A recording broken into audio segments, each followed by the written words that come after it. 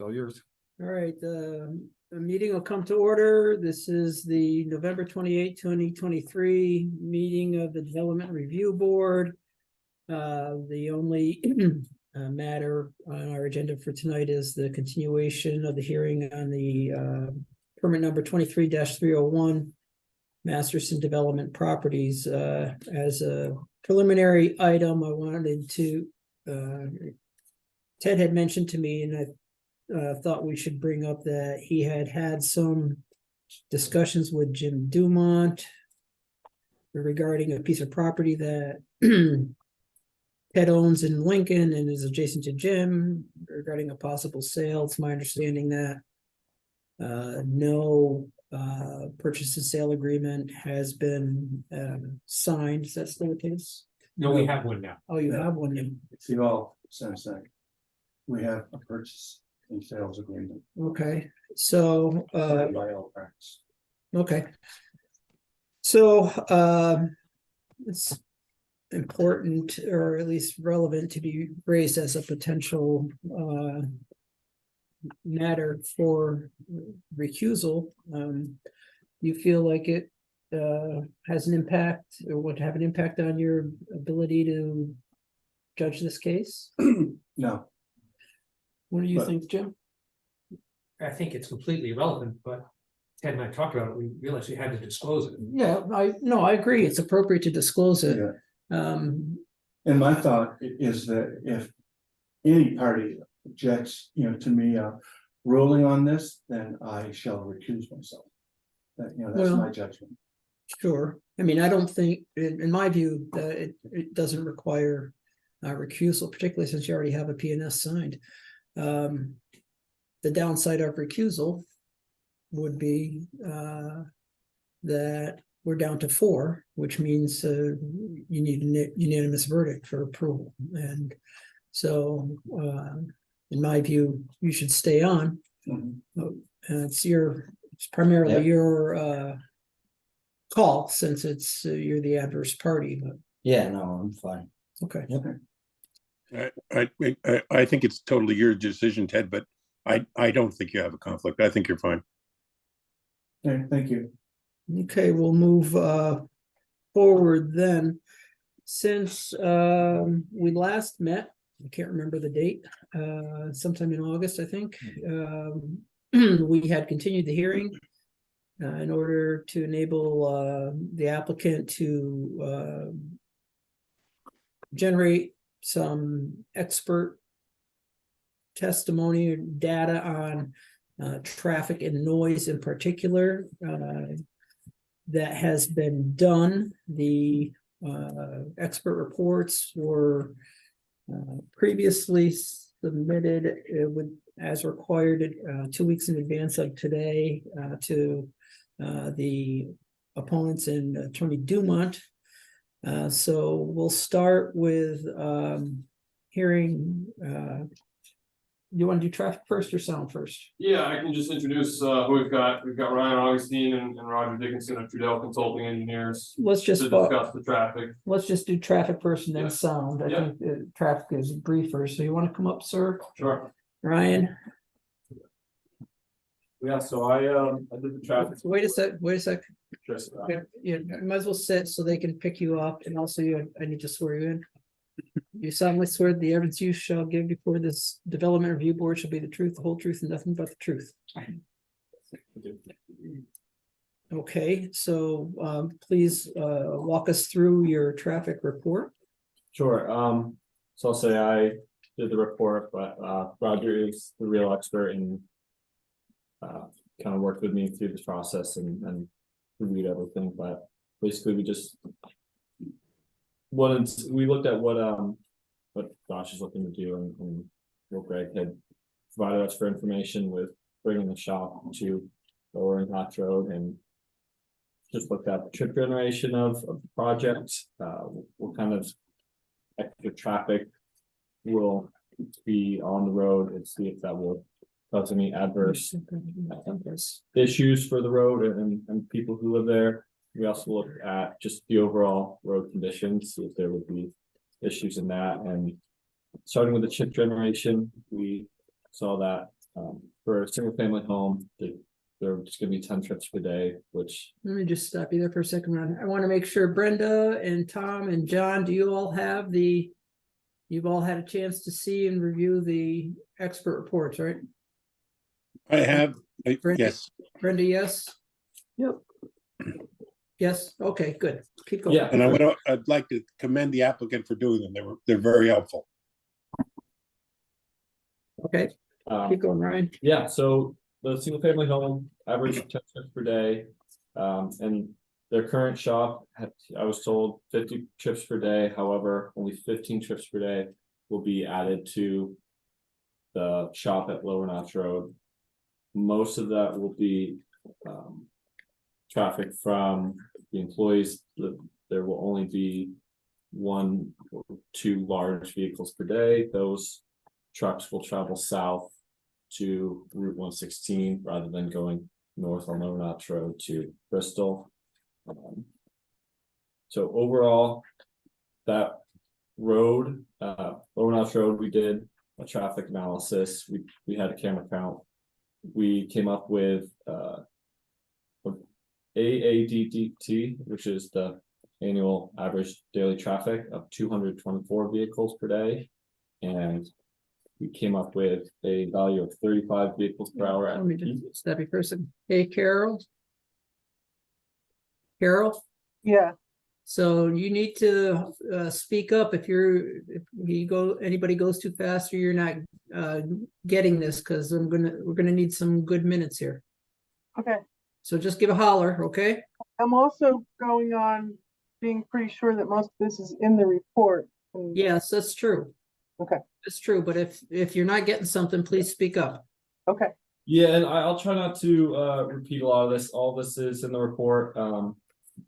But the basics for the level of the road level of service is right now we calculate the there being a max vehicles per hour to be 35. With the addition of the shop, it will only increase to 40 to 45 max, which that road is able to accommodate that, and that will not increase the efficiency or congestion of that road. That will, So it's gonna stay at level of service A? yes, correct. And that's the biggest thing we investigated for that road. But we also looked at the road conditions and the road safety, and there is no crashes listed on the V-Trans 5-year crash history. So that was not a big concern for this road. And we also looked at just the width, speed limit, everything is appropriate. The one thing that we did notice is this intersection sight distance coming out of the driveway. The driveway. Yeah, it's a little bit limited looking north. That could just be, Is it just north or is it both? there's a little bit of issue to the right, but the higher concern is looking to the left. So, to north. yeah, so the sight distance, the recommended sight distance is what, 390? Yes, we have 390. And that's what's the source of that? Is it a standard? Is it a recommendation? What is it? Would you want to speak on that? What was the question again, sir? With the 390 feet intersection sight distance? Yeah, 390 feet is a recommended intersection sight distance. And that provides level of comfort and minimizes the. Wait a second, you gotta tell us who you are. And I gotta swear you. We gotta tell Carol who you are. He agreed when you were swearing. All right, this you're gentleman already in. sworn, so tell us your name. Roger Dickinson. This is Roger Dickinson, Carol. Go ahead, sorry. Okay, so basically the idea of providing 390 feet of intersection sight distance is to minimize the disruption to traffic flow on Lower Notch Road. The person or the motorist that is exiting the driveway is able to see traffic sufficiently far away so that they can pull out and not cause that oncoming vehicle to have to drastically slow down, they can basically continue. The car that's exiting gets up to speed, the car that's approaching, does not have to brake, for the vehicle that's exiting. In this case, there's a lot of roadside vegetation, that can be cleared back. We generally measure sight distances from a point 15 feet back from the edge of the road. And that's so that person, again, that's exiting the driveway doesn't have to pull out into the road in order to see oncoming traffic. The sight triangle, the resulting sight triangle is such, in this case, that there's a lot of vegetation alongside the road that's blocking this. Is there a ditch? And Is so, there a ditch on both sides? No ditch, Is there a ditch? no ditch. No ditch on either side? No, not on the other side. property frontage extends to the north quite some distance. Yeah, And therefore enables Atchison to trim that vegetation back and meet the recommended site distance. So that's is this this 390 applies to an intersection, so you're considering that, is this an intersection or is this a driveway? Well, we consider driveways to be intersections. Okay, Yeah, there is, there's also the minimum stopping site distance, which at 35 miles an hour is 250 feet. That is the absolute minimum that in the traffic engineering world, to prevent an adverse traffic safety condition from. 250, did you say? 250? So, Yes. Okay. but we always like to have the intersection, the larger distance. All right, so remind me what we've got for sight distance going both ways. we had 150 looking north and 226 looking south.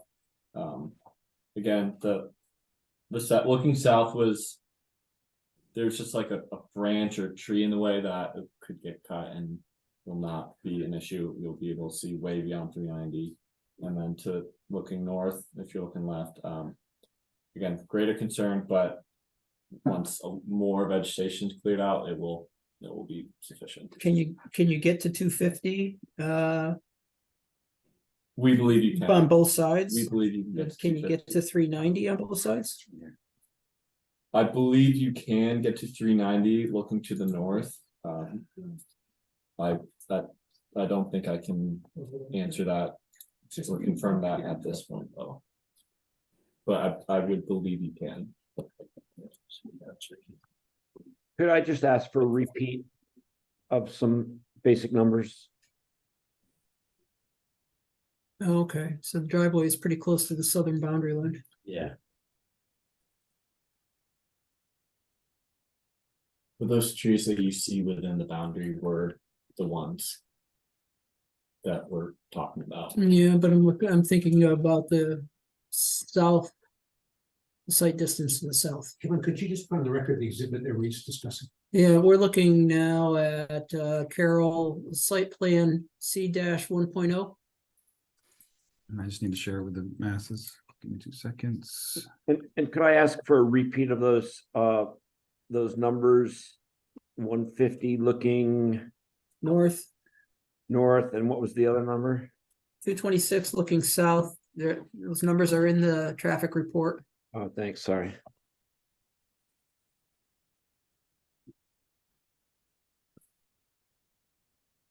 So is this a Three Rod Road? Most of the clearing will actually be within the right of way of the road. But if needed, it can extend onto Masterson's property. But not looking south. Not to the south, no. Well,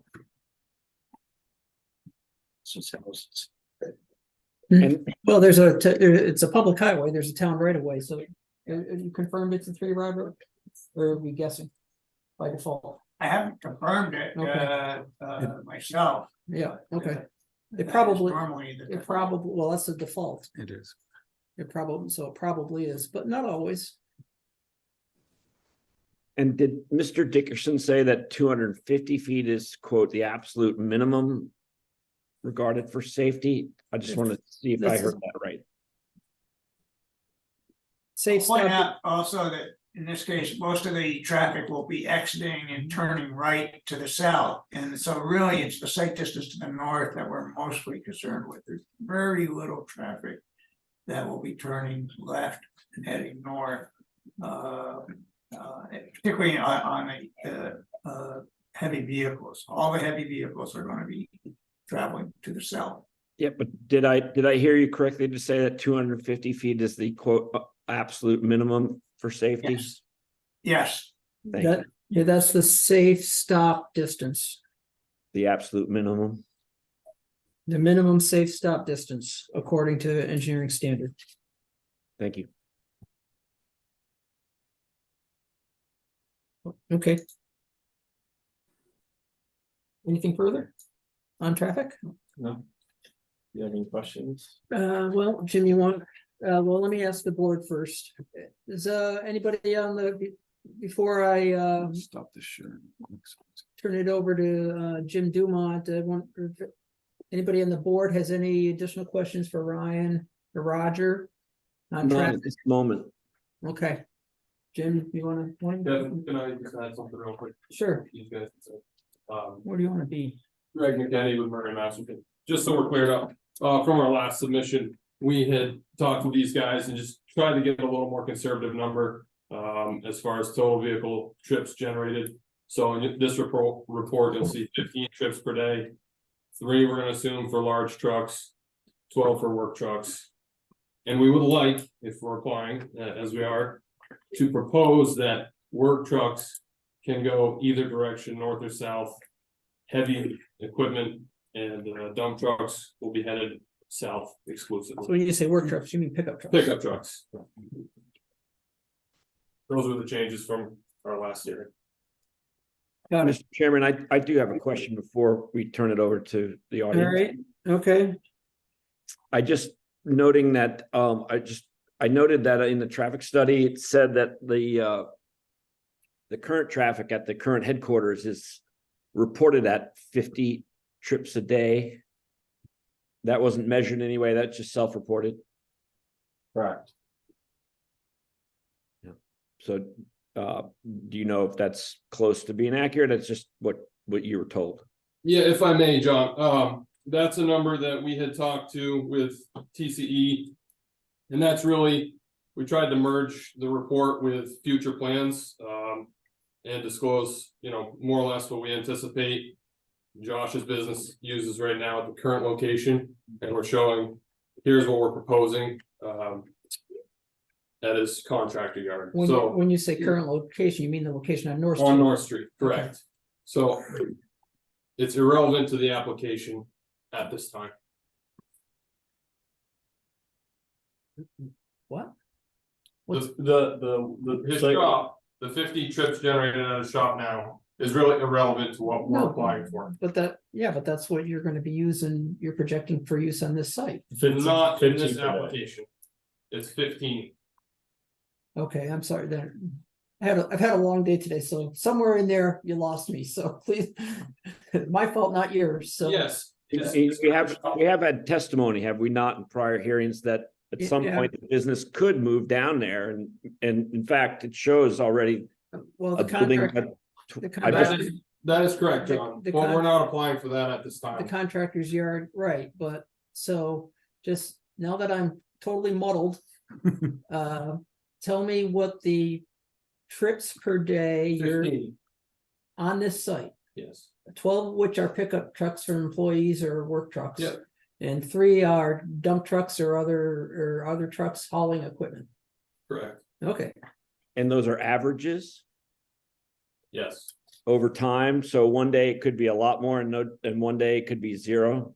Yes, we've discussed this in previous applications. yeah, well, and also in the we're gonna get to sound, but in the sound reports, there's a discussion of when the topsoil of week or so a year when the topsoil will be stockpiled and also going out. So those would be heavier weeks on truck trips. Exactly, yes. We had discussed, 2 major events a year.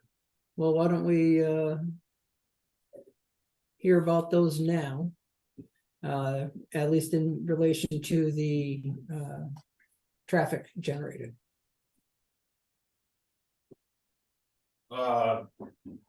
Yeah, I believe we had said in the previous application, let me pull that out. Well, I mean, you talk about it in No, the previous, yeah, in yeah. in the sound studies, so whatever your most recent evidence is about what traffic can be expected with respect to the topsoil collection area, or Right, these values are averages. yeah, We had previously said a maximum of 80 trips occurring in a single day.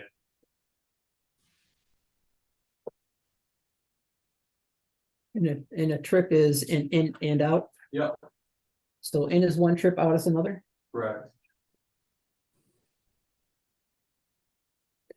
And that would be those trips would be generated when topsoil is being stockpiled.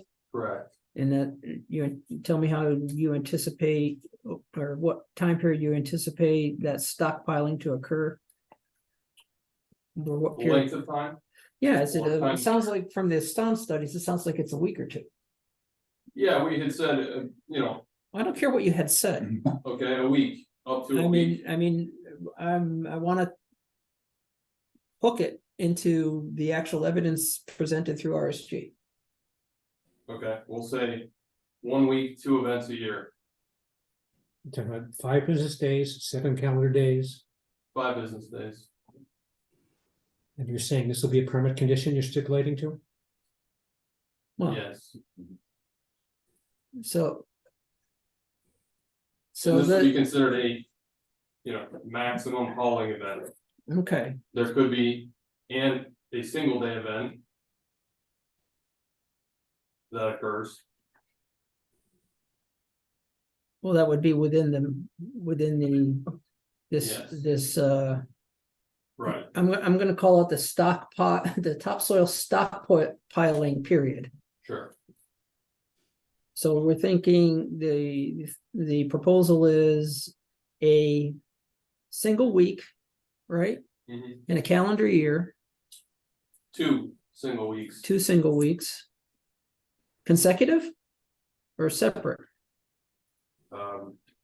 Josh, could be, Separate. but- they'd be separate? Yeah, What are you thinking, what's the thinking on the timing of when these weeks would be? well, whenever it's dry enough to do it. 'cause Yeah, that's kind so of you the try big and, draw. is the plan to get the topsoil stockpiled in the spring? Yeah, it'd be spring and then maybe a late summer. Okay, It is more job specific, so I don't want to pin a specific window of time as to when we're limited to do this. no, So it could be at any point during the year, but generally speaking. Yeah. The spring and summer. May I? yeah, well, wait. Yeah. I mean, don't worry about being pinned. I want to get the testimony out about what Josh is thinking, and the board will figure out what it's going to do about that. So I just want to, your best idea about, you've been a contractor a long time, you know how this goes. So you're thinking a week in the spring, Yeah, and then probably another week late sometime, August. sometime during the latter part of the summer Yeah. to bring in additional topsoil. Yeah, if it's needed. And the total, as I understand it, Yes, between the two yes, is 1,000 cubic yards. Yeah. Okay, and I think it was 72 trips, yeah. dump truck trips to haul that out. To haul it in and to haul it out. Okay. And screening would occur. We'll assume these 2 separate 1-week periods. Screening would occur at both of those. Yes, time because periods? you'd be doing it in the spring to get a pile up and then you Sure. do it before winter and spring, All right, fall weather sets in. all right, so and you've got a screener on site? Do you have a No, screener? I You rent a borrow, screener. you rent a screener? Okay.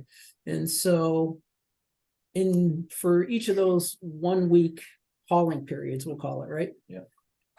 How much screening would be needed, would it be 1 day's worth at the end, or how would you propose to do that? Usually it's 2 or 3 days we screen, so During that hauling week? Would yeah, there be during a- the week. During yeah. that, I mean, during Yeah, the, so during the for hauling 2 period, weeks, you're gonna do 2 or 3 days, give or take. In the spring, and then 2 or 3 days right, but would the, fall. I get that. What I'm specifically asking or trying to get a handle on Yeah. is, would the screening be occurring during the 1 week hauling period? Would you wait till it all comes in before you screen, or would you propose to be doing it during that week period while stock is coming in? During, During, well, I would say there's the possibility that it could be following if the topsoil say is wet and you Yeah. want to let it dry. Sure. yes, yeah. Right, but you wouldn't necessarily wait until all the hauling is done in order to start Right, screening. exactly. Got it, okay. Yeah. All right. So anything further to add, Josh or Ryan or RSG guys about traffic trips? Okay, Jim, do you have any questions? Yes, Go ahead. on the last point, is the record clear? The applicant is stipulating a permanent condition that limits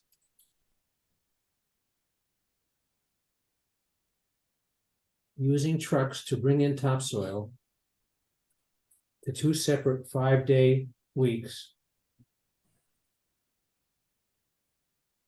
Is that a stipulation? No, we're going to let the board decide what that's, the generality, what we're proposing. Okay, so you won't stipulate to that. That's what I'm hearing For now, for now. Well, You expecting more hearings in this? I don't know what the board, maybe a little presumptuous. If they don't stipulate to it, then we're gonna brief it. If they're willing to stipulate, then we can avoid briefing on that. So it's important to know. If they don't want to commit at this point, that's their call. The board's gonna do what it's gonna do, and if there's a permit granted with conditions and like the conditions, you'll have to appeal it. If you don't appeal it, then you're subject to the conditions. That's the way it works. So it's always helpful. I think that's fair. We're gonna set conditions, but Mr. Dumont is correct. If you don't want to stipulate and you're just gonna leave it in our hands, as representing objectors, he certainly has the right to give his opinion of what the stipulation should be. And so when he says he's gonna brief it, I would appreciate him doing that. If you're so that's fair. Absolutely, that's fair. So, anything further, Jim? Yes, a lot more. I figured. Before we move on, could I just ask a quick question? Of whom? Well, the room, really, I'm just noticing the conversations about topsoil, specifically topsoil, but is there no gravel or sand to be hauled in and out of this site? Josh? No, you can't legally haul gravel, No. sand out of your own. No, there was gravel extracted to build the driveway. Yeah. But there's no It should be gravel done, yeah. or sand extraction. Well, I have questions about that. Sure, but there's no, the permit application doesn't have anything to do with sand and gravel Well, extraction. since John raised it, why don't we ask Mr. Masterson that the purpose of the screening is to remove rocks and other objects from the topsoil, right? And either they're gonna stay on your property forever, or you're gonna be loading them into trucks and take them offsite, right? I won't take them offsite. So everything that's screened out of the topsoil, you're gonna keep on the site forever. Yeah. Okay, and you willing to stipulate to that, so we don't Yeah. have to brief that? So the answer to my question is, we're only talking about topsoil. There's not sand or gravel going in and out of this site as part of various excavations and projects. Correct. Jeff says yes, so we're not, so the record's clear, their applicant is not proposing to accumulate on site for use off-site sand and gravel, just topsoil, which needs to, Can't, yeah, no, I don't, can't. yeah. Right, I mean, I'm not a gravel pit. granted, but Okay, well, it's good to clear that up. yeah, yep. Thank you. So, should I proceed? Sure, keep Well, going. I have a bunch of exhibits. Okay, They're in the pile. It's probably all stuff you've seen before. But, maybe, if are they from this? Ted. You, this is Roger.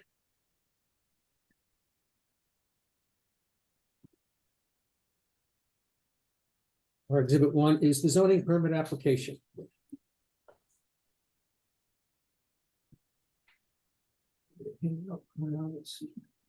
Chris, does that say they received March? Is that a 3? Is that March one? Have a look at it. Yeah, I'm looking at it. I'm trying to read my own handwriting. Yeah, me too. Oh, there's. I believe it was May 1. I think that's a 5. Most certain that's a 5. Any guess, Josh, when the application was submitted? Is that March 1 or May 1? Right? Any guess? The report? No, when the application was submitted. You're having trouble reading the date. Is it May? Do you think it's May or do you think it's? Yeah, March? with the report. It says May 1st, 2023. All right, Yeah. thank you. Okay, On my handwriting now. It is mine. So, Mr. Augustine, turn to the report that's attached to the handwritten document. It says conditional use application prepared by Greg McKinney. Let's go to page number 3 of the McKinney report. So it's section 355, general criteria for review. let me get there, Jim. You're on page 3. Page number 3. Okay, what number? Paragraph number 3. 3. Okay, I'm there. It states the project is estimated to make a maximum of 100 trips per day. Mr. Augustine, do you see that? Yeah. Were you aware of that when you wrote your report? No, Jim. Yeah, but Mr. McKinney, I'm not asking you questions, I'm asking the witness questions. Okay, and we retained this witness here after this application Okay, has been put together. So the latest information that's presented is what's on the table right now. okay, so you're saying, His report that you requested is on the table right now. yeah, that's right. So this is irrelevant. Okay, stop telling us and him what's relevant and is irrelevant. It's a legitimate question. If you've revised the application to something less in the interim, that's fine, Sure. but that's important to get out. But stop telling people what's relevant and not. Just answer the questions. First question? Had you read Mr. McKinney's report that's in front of you as our exhibit 1, where it states the project is estimated to make a maximum of 100 trips per day? Yeah, I did not read this. Okay, so is the current proposal? Tell us what the current proposal on maximum trips per day is, so we're clear if it's something less than 100 trips a day, and if that's revised, that's fine. Let's just be clear. That's referenced in the piece of the report. Okay, so let's say it now. So we have 15 trips per day. But the maximum trips, because this paragraph 3 talks about maximum, and the maximum in these heavy week periods is 80 trips, is that right? Correct. Okay, Yes, 15 isn't right, an average. And didn't that 15 include 12 pickup trucks and 3 dump trucks? Correct. So should that not be stipulated here? it's Rather it's than in there, just- it's in the Rather report. than just 15 trips? It's in the report. Okay. The pickup trucks are workers, Mhm. and well, Josh has trucks too, pickup trucks too, but some of his workers come to the site, right? So In all Vermont, contracting guys drive pickups trucks, it's Vermont law. they all drive Saabs. Yeah. Saabs and Volvos. All right, so we're clear on that, I think. I want, are we clear that the application is now for a maximum of how many trips per day? It's an average, right? Now, I'm not asking for the average. The application says maximum. What's? So then the application is now for a maximum of 80 trips per day. In the heavy weeks. right? Yes, At any time, the maximum is the maximum. yes. Sure. Okay. But it's projected to occur during those heavy week periods. The other days, the non-topsoil accumulation days, it's gonna be 15. On average, right? Yes, Josh, Yes, Greg? Yes, Yes. good. So, Mr. Augustine, how do you think the zoning board, or the zoning administrator will know whether the average that you talk about will be complied with? Don't have an answer for that question. Mr. Dickinson, how would you propose? Well, it would have to be a log of, you know, you'd keep a log of their activity on the site. Trucks. Is that pretty standard practice?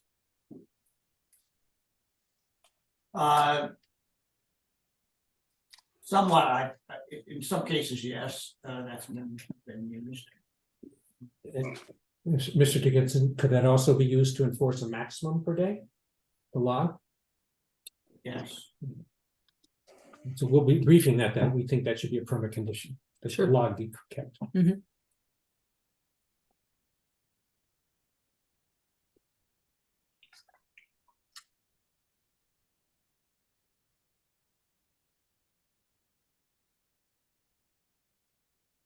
Now I want to talk about intersections, site distance and stopping site distance.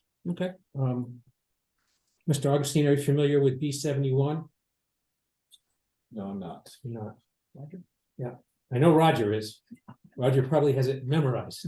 Roger may have written it. Who knows? Roger may have written it. Did you write it, Roger?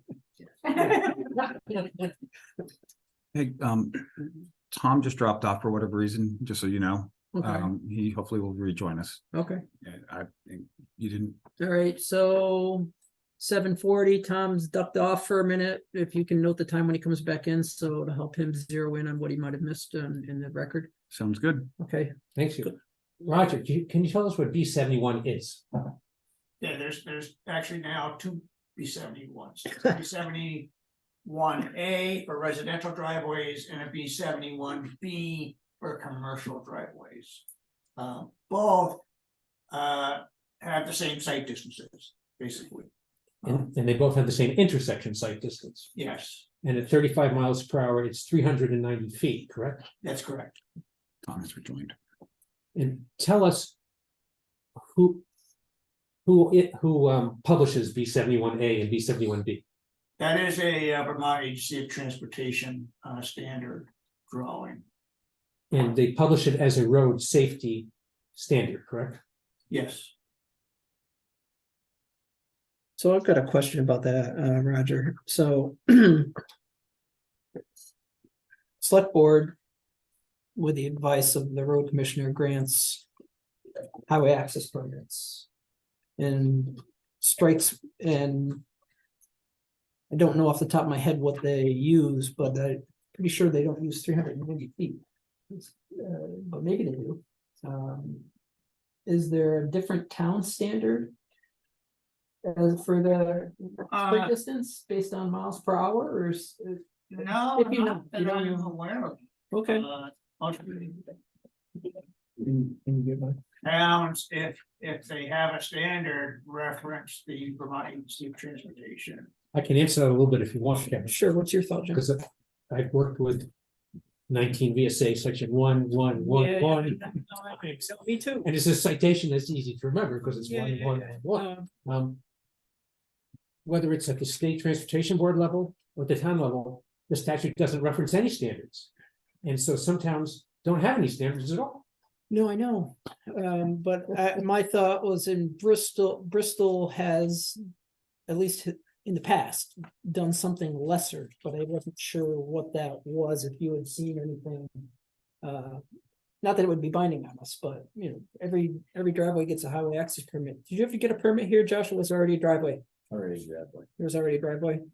Any sense of how long that's driveway's been there? Ages? Yeah. A lot. Yeah, okay, so it might Longer than any residential. predate any highway access permit from the town. I don't know how long we've actually been requiring permits for that in Bristol. Is there a difference between a driveway and like a logging road access or something like that? No. This is a driveway or driveway slash interest. It's a highway access is highway access. If this access might predate. Might go back decades for all we know, but anyway. But it's been a greatly improved intersection, right? I mean, it's been built out. It wasn't as it is now, right? Don't know. But this, do you have further questions on the standard? Go ahead. So sorry for the diversion, but that was worth asking, although none of us know. Go ahead. Roger, you distinguish between vehicles exiting the driveway and turning left and vehicles exiting the driveway and turning right in your brief testimony earlier today. But B71 doesn't make that distinction, does it? No, B71 applies those distances to both, and which is what we've done here as well, both directions. Sorry, and so I want to make sure that we are clear in direction. So if we say left, we mean north, right, on Lower Notch Road, and if coming out of the driveway, you're turning right, you're heading south on Lower Notch Road.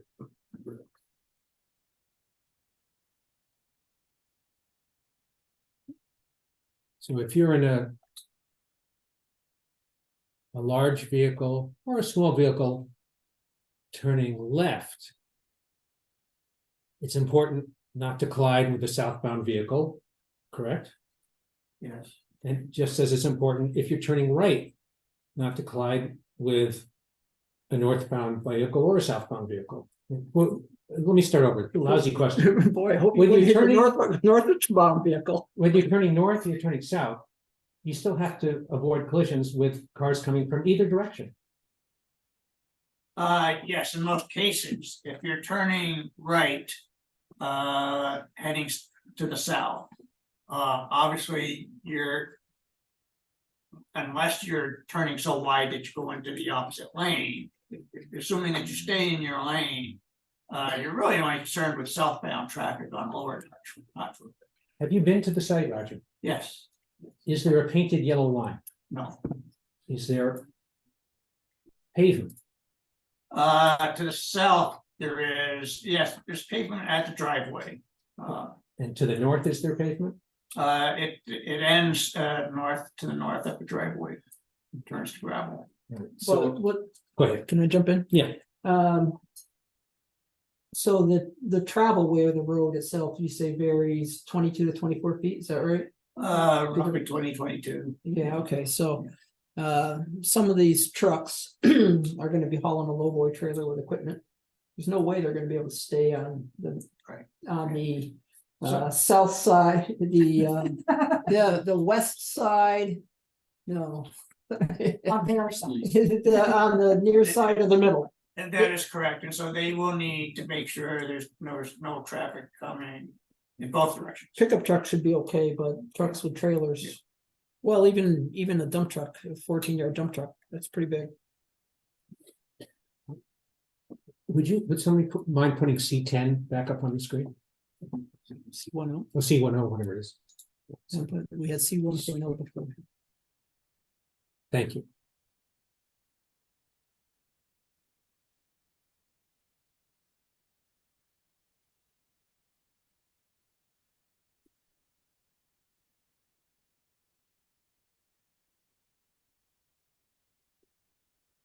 Roger, looking at this.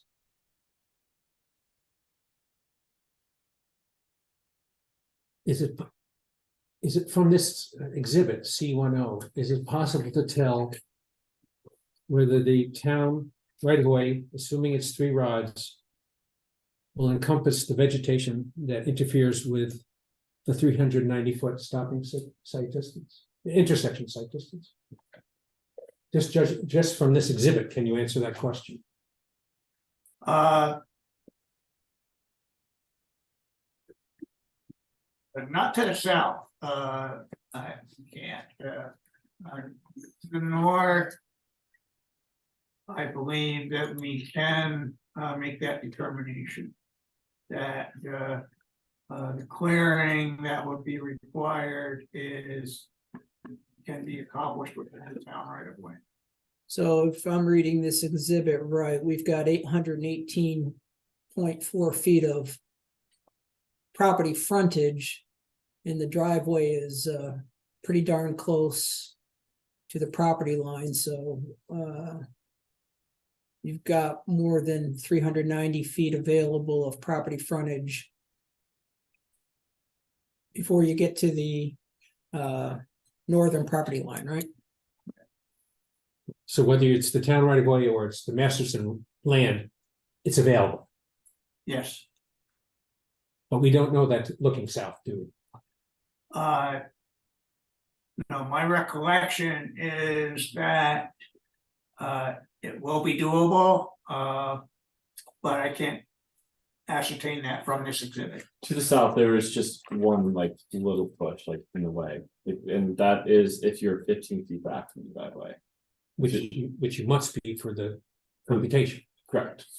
Right, so you've calculated 226 feet of we'll call it visibility, looking to the south from the driveway to the south, and 150 feet to the north. So testimony from Roger is that 390 feet can be obtained to the north. You need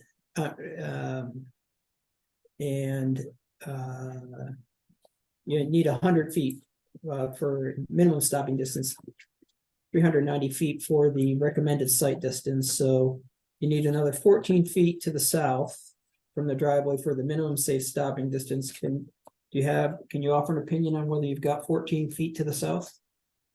I'm sorry, 24 feet to the south to get to 250. It'll go much further once that part. And to be clear, when I was out there taking that measurement, I'm looking at like just a little rod from that distance away, and that's when I can see it. I don't know what you mean. When I did the test for this, I walk it along the line. I put a point 15 feet away from the driveway or from the edge of the road in the driveway and walk until I can't see it anymore. Okay, And so it's just a point sitting at that. So but do you walk down the travel way of the road? yes. Okay, all right. And so again, a vehicle will be much easier to see than what I was looking at, especially once Yeah, this and so bush and tree is just. so at what point when you walk south, how many lineal feet is it before you couldn't see the stake anymore? It was 226 That's feet. okay, that's 226, okay. Yeah. And so you're not able to offer an opinion whether you can get a site distance of 390 feet? South? I'm South? very confident that you can. Okay, Can we follow up on that? absolutely. Roger, the standards require that the distance be visible from the height of a standard driver sitting in the driver's seat, correct? And that's what, 3.5 feet. 3.5 feet? And Mr. Augustine, you're a lot taller than I am. How tall are you? I'm 6'2". 6'2". Yeah, I hate them, don't you? yeah. I know what sport you're really good at. Could be volleyball too. Probably a lot of sports. Did you measure it from 3.5 feet or from your standing height? It was 3.5 feet from the pole in the driveway, and then when I was 226 feet down, I was I ducked down. You ducked down. Yeah. Okay. That's all I have. Okay, and you're gonna have something stuff. What's that? You're gonna have some. Oh, yeah, that's a lot more on sound. Yeah, I figured. Yeah. Okay, thanks. Anything, well, let's, before you guys depart, anything else from the board on traffic? We're gonna do sound next. Not at the moment. We good? Okay, thanks. Thanks, Ryan. Thanks, Roger. Thank you. Okay, who's gonna talk sound? You got. Oh, Mr. Duncan, Yes, sir. you're a sound man? I'm the sound guy. And All right, I gotta, here with you tonight. can you raise your right hand? Did you participate in the swearing in prior? prior? No, okay. I did not, but I'm ready to do it. Do you solemnly swear that the evidence you shall give before this development review board shall be the whole, shall be the truth, the whole truth, and nothing but the truth? I do. Thank you. Okay, can you walk us through the sound study, please? Ryan, chip in wherever you need. Sure. So my name is Eddie Duncan. I am a senior director at RSG and a board certified noise control engineer. We're a company headquartered in White River Junction, Vermont. That's where I'm coming from today. Made it as far as Killington tonight before traffic was at a standstill due to the snowstorm, due to some accident on the road. So turned back around and I'm here with you virtually. I've been practicing acoustics for about 20 years, most of that experience within the state of Vermont, but also doing project work around the country. So what I'd like to do tonight is provide an overview of the study that we did and tell you a little bit about essentially some sound level monitoring that we did. Those are measurements, and sound propagation modeling that we did. Those are calculations or predictions of sound levels, and provide some quantification to the sound that will be created as a result of the proposed project. Before I, Mr. Duncan, I just want to ask you, as you move along here, when you get to a graphic or a map, if you could just call it out so Chris will be able to get it up on the screen for everybody. for sure, yeah, I can certainly do that. Thanks. So I imagine that this board doesn't get a lot of noise studies before it. So I just want to briefly provide a general overview of what a noise study entails. We typically go through about 4 to 5 phases when we're doing a noise assessment. The first is a discovery phase where we're really learning about where the project's located, what are the potential sound sources, when and where will they operate, what's the applicable sound standard, that type of thing. So that's kind of the discovery phase that we go through. A lot of it is much of the information that you gather in the application. And then we conduct sound measurements. Those are physical measurements at the site with sound level meters. And in this case, we measured both background sound levels at the site and also operational sound levels from some of the proposed equipment operating. The third phase that we go through in a noise study is modeling. That's a calculation or a prediction. Those words are very similar. I recognize monitoring and modeling, but I just want to be clear up front. Monitoring is a physical measurement. Modeling is a calculation. So just so that we're clear in each of our minds what I'm talking about when I say monitoring versus modeling. The fourth phase that we go through is mitigation planning, so trying to reduce potential impacts from the proposed project. And then finally, the last phase is reporting, which you have a noise report before you. I'm not sure what the exhibit number is there for you, but there is a noise assessment from November of 2023. Okay, we don't have them numbered, but we'll just note it as that exhibit. Very good. So what I'd like to do is briefly walk through the report with you. It's going to be about 20 minutes to walk through that. That's a good idea. We haven't had, it's been most of the board hasn't had a noise study in a case yet. I think it's probably been since the Lathrop gravel permits that we've had to deal with it. So it'd be helpful for you to assume that this is new for many of us. Very good. So I'd like to start with section 2 on page 2. If you want to go there, this is a section that provides an overview of the project area and the operations. And so I'll wait till you get there and then we'll continue. Well, let's stop at this map here on figure 1. This will be a good backdrop for this. So yeah, figure 1 on page 2. So in this figure, we can see the proposed site. We see the property line is outlined there by the white dashed line. We note the location of the contractor yard. The area for topsoil storage is noted by the brown polygon.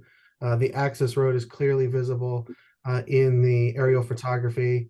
And we also show the location of 3 sound monitors that I'll refer to later in the report and as I present this.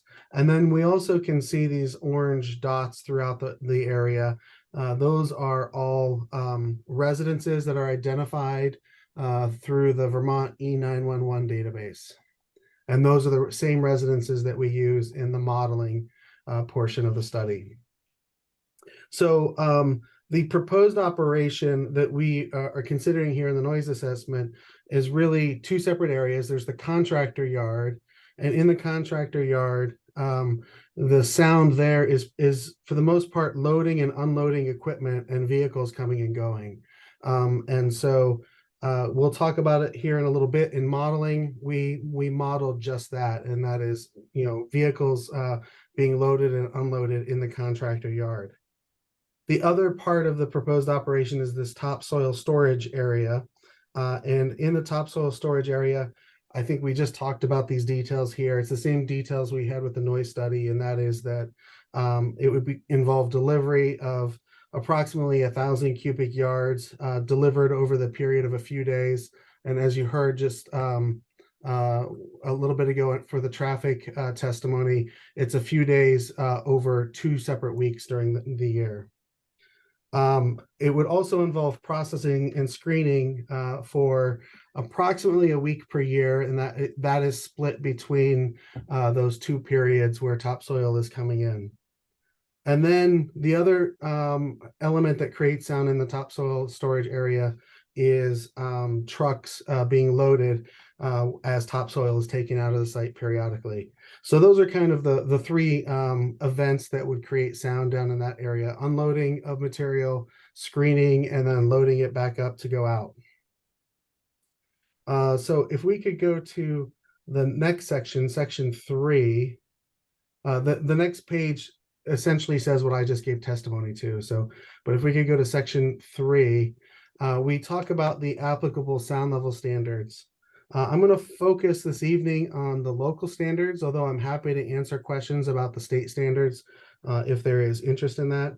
The local standard here in Bristol is what we would put in the category of a qualitative standard. Typically, we have 3 types of standards. There's qualitative, and then, or 2 main types, qualitative and then quantitative. And if we have a quantitative standard, it's usually either absolute or relative. Absolute would be you shall not exceed X, and relative is you should not exceed more than X above background. And so this is on the qualitative side of things, but there is some clear language here that talks about excessive and incompatible with reasonable use of adjacent properties. And so we have a few ways to evaluate this. One is Eddie, you want to be Mr. Duncan or Eddie? you can, it does not matter to me. All right, my father was Eddie. I'm going with Eddie. And he's fine. All right. Edward. So when you're talking about the town standard, you're talking about section 751, right? I believe it's section 810 of the zoning ordinance. Unless I'm looking at a different version here, but according to the noise report, it's section 810 of the zoning ordinance. That's flood hazard. That's conditional use review, section 810. Section 8 is flood hazard. Well, no, the applicable section number 51. in the current zoning ordinance is 751, and it breaks out 2 different standards. One applies to residential districts, the high density residential and village residential, and so this property is neither. And so other than that, the 751 says no noise which is excessive at the property line represents a significant increase in noise levels in the vicinity of the development and is compatible with a reasonable use of the surrounding area shall be permitted. Is that the standard you were talking about? That is the standard that I am speaking about and is identified here in the report, although Okay. it sounds so like we that's- may be referring to a different version of the zoning ordinance, and so we reference a different section. Yeah, so, okay, so just so the record's clear, the noise section is 751, but the text that I just read is what you were evaluating. Yes, I can't confirm that it's word for word, but it looks pretty close to me. Well, it's certainly qualitative. But rather than quantitative. from that language, we pull out a couple things. One is it says or represents a significant increase in noise levels. So that seems to point to that there should be a comparison of the proposed sound levels with the existing sound levels at the site. So while it's qualitative language, it does kind of indicate what type of analysis or comparison should be taking place. The other component that I think sticks out there is the compatibility portion of it. And while it doesn't set a limit specifically for compatibility, we do have American National Standard Institute guidelines for land use compatibility and sound levels. And so we actually talk about that down below in section 3.3 as kind of guidance for this idea of compatibility in the local standard. So if we could go down to 3.3, I can speak briefly about that. So the American National Standard Institute has a standard, it's called ANSI S 12.9 Part 5, and it speaks to land use compatibility and sound levels. And in that standard, there's a decent amount in that standard, but for the sake of time, it speaks to specific sound levels that would be considered compatible or marginally compatible with residential areas. So 55 dBA is considered to be compatible, and 60 dBA is considered to be marginally compatible. The thing that's important to note here is that this is a day-night level, which is the average over the day and nighttime periods with a penalty applied to nighttime sound. That penalty applied to nighttime sound doesn't really apply to this project because there's no nighttime sounds proposed as part of this project. But that's just something to note that's the specific metric that they're using in that standard. So Eddie, give me the compatible numeric level and the marginally compatible once again, please. Yeah, 55 dBA. Yeah. And again, that's a DNL. And then marginally compatible is 60 dBA, and that is also a DNL. And remind us what DML means. Day-night level. Got it. Thank you. So in this study going forward, we look at the maximum sound level from a variety of sources. We look at the what's called an LEQ, or in layman's terms, you can think of it as an average sound level. And we also look at that DNL because that's what the ANSI standard is using. And so that's why we talk about a few different metrics in this report. And tonight I'll focus on that comparison of the background sound levels with the proposed sound levels and the DNL that speaks to the compatibility. So if we could go to section 4, to the monitoring section, we'll talk a little bit about the background sound level monitoring that we did. So we conducted approximately 10 days of background sound level monitoring in September of 2023. And those were at 3 locations that we saw on the map in figure 1. Actually, why don't we go back up to the map in figure 1 just to highlight those locations. Hold up. Okay. Got it. So those 3 locations include the topsoil storage monitor, and this is located northeast of the topsoil storage area, between the topsoil storage area and the property line next to the closest residence in that area. And then to the south, there's the access road monitor. It was located at the corner of the access road just before it turns north on the property, and it is adjacent to the closest property line to the south, where the residences are located along Vincent Drive. And then there's the contractor yard monitor, which is representative of a location that would be set back further from Lower Notch Road than the other two. But it also served as a control monitor. At the time, we weren't sure if there would be activities occurring in the contractor yard or not, but we wanted to make sure that if there were, we were able to quantify that from that monitor to see how it affected the other monitors. We have those three monitors that are reported on in section 4 of the report. So if we could go back down to there. The monitoring was conducted with to standards. So ANSI class 1 sound level meters that are highly accurate. They were calibrated before and after the monitoring period. We used hydrophobic windscreens, partially to protect the monitors from the microphones from any potential rain, but also to prevent pseudo noise from the wind blowing over the microphone. We also measured wind speed at 2 of the monitor locations to make sure that we weren't measuring sound levels in high wind speeds, which would artificially raise the sound level.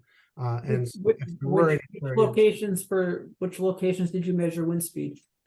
That is at the access road monitor and the contractor yard monitor. Okay.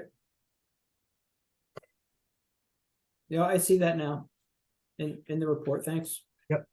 Well, during the monitoring period, though, we actually ended up not having any periods above 5 meters per second, which is that cutoff for data that should be excluded from the data set. So while we monitored wind speed, it wasn't windy during the monitoring period. So we didn't have to worry about that causing extraneous noise. Okay. So the results are presented in section 4.3 on page 10.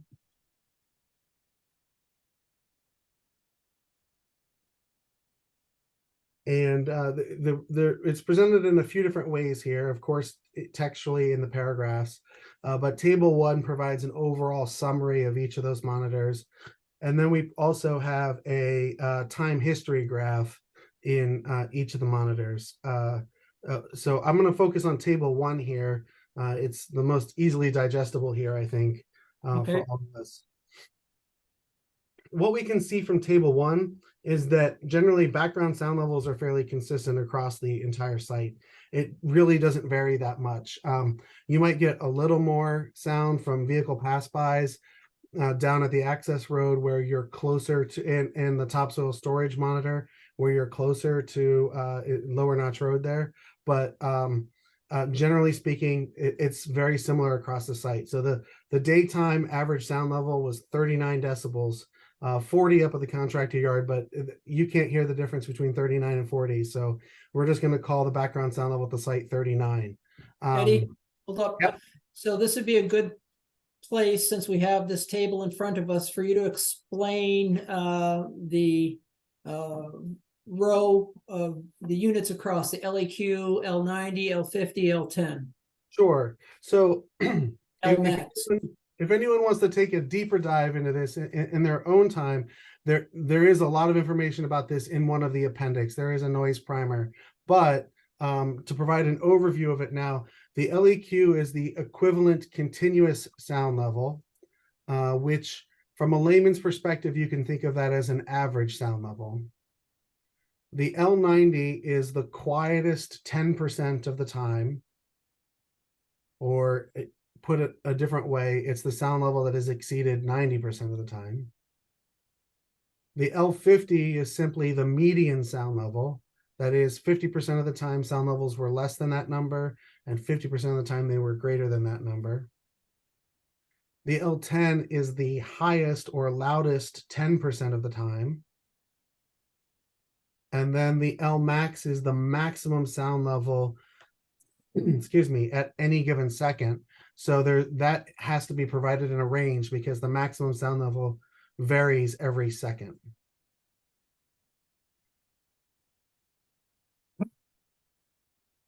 And there are descriptors of each of those metrics and a nice graph in one of the appendix that kind of show the difference between those metrics if anyone's interested. I think what's most important here for us to focus on are two values, and that is the LEQ and the Lmax range. And for our purposes, the project doesn't really plan to operate at night. We can kind of ignore the right half of that table altogether. That is, background sound levels at night probably don't really matter for our analysis purposes here. Well, So- let's clarify what is meant by night. Is it 7 p.m. to 7 a.m. or are you actually talking when it's dark? It's defined right above the table here. So daytime is 7 a.m. to 10 p.m. and nighttime is 10 p.m. to 7 a.m. Got it. Just a Oh, note, I see it. No, I see it. Yep. the applicant is asking for 6 a.m. to 6 p.m. 6 days a week, if I recall. Operating hours. Yeah, so with that, these nighttime sound levels may matter to some extent, but we also show it in the time history results in graphical format below this. So if we wanted to hone in on that 6 a.m. time period, we could take a look at that.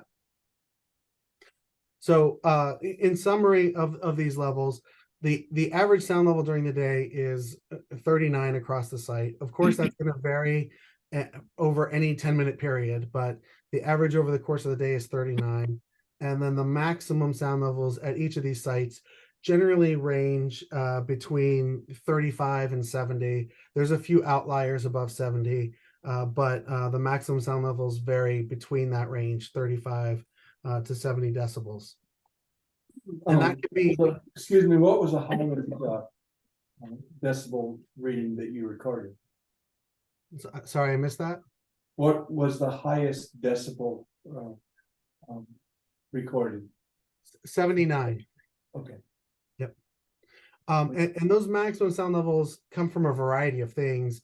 You can have an aircraft flying over. There were a number that flew over during our site visit just over the course of a few hours while we were setting up the monitors. You could have a vehicle drive by on one of the roads. You could have crows stop by in a tree and start cawing for a little while. There's a variety of things that could cause those maximum sound levels to occur. Eddie, what's your explanation? Granted, the numbers aren't very different, but I'm surprised to see the LEQ a little bit higher in their nighttime sound. Yeah, so the nighttime LEQ is a little higher due to biogenic sound. So you'll have insect sound or bird sound at night, or not bird sound, excuse me, peepers and things of that nature that would occur during the month of September. And so that will actually cause elevated sound levels at night. Okay. Of course, those things would not be present in the winter months. So background sound levels at night and during the winter months would be approximately 10 decibels quieter than this. Okay, thanks. So in addition to this background sound level monitoring, we also did tests on the day that we set up the equipment, September 8th. And I think that the one that I'd like to highlight here is in the topsoil storage area, the topsoil storage monitor. We had the applicant load and unload material right in that area with a dump truck, a loader, and an excavator operating. And that also included the tailgate hitting on the truck. And with that, during those operations, the average sound levels at that closest monitor, the topsoil storage monitor, was between 45 and 49 decibels. And the maximum that occurred at that monitor was 63 to 74. And that was due to unloading the material from the dump truck. So that's the background monitoring. There's more that we could go into if there are questions. So those numbers are different than what's in table 1 because table 1 wasn't recording measurements during the test.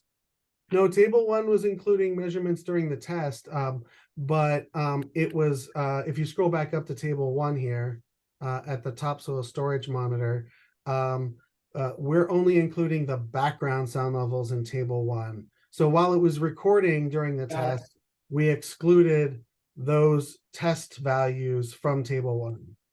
Got it. Thank you. So let's go to the following section, section 5. These are time history graphs that we're scrolling past here. And so section 5 talks about the projected sound levels from the proposed site. So we took those tests that we did at the site and we quantified the sound emissions of those operations. And then what we're able to do is build a 3-dimensional computer model, and we put those sound emissions into that 3-dimensional computer model. That computer model uses a software package called CADNA-A. The important part about that, though, is that it implements an international standard. The international standard is ISO 9613-2. This is an internationally accepted, acoustical model for calculating sound propagation outdoors.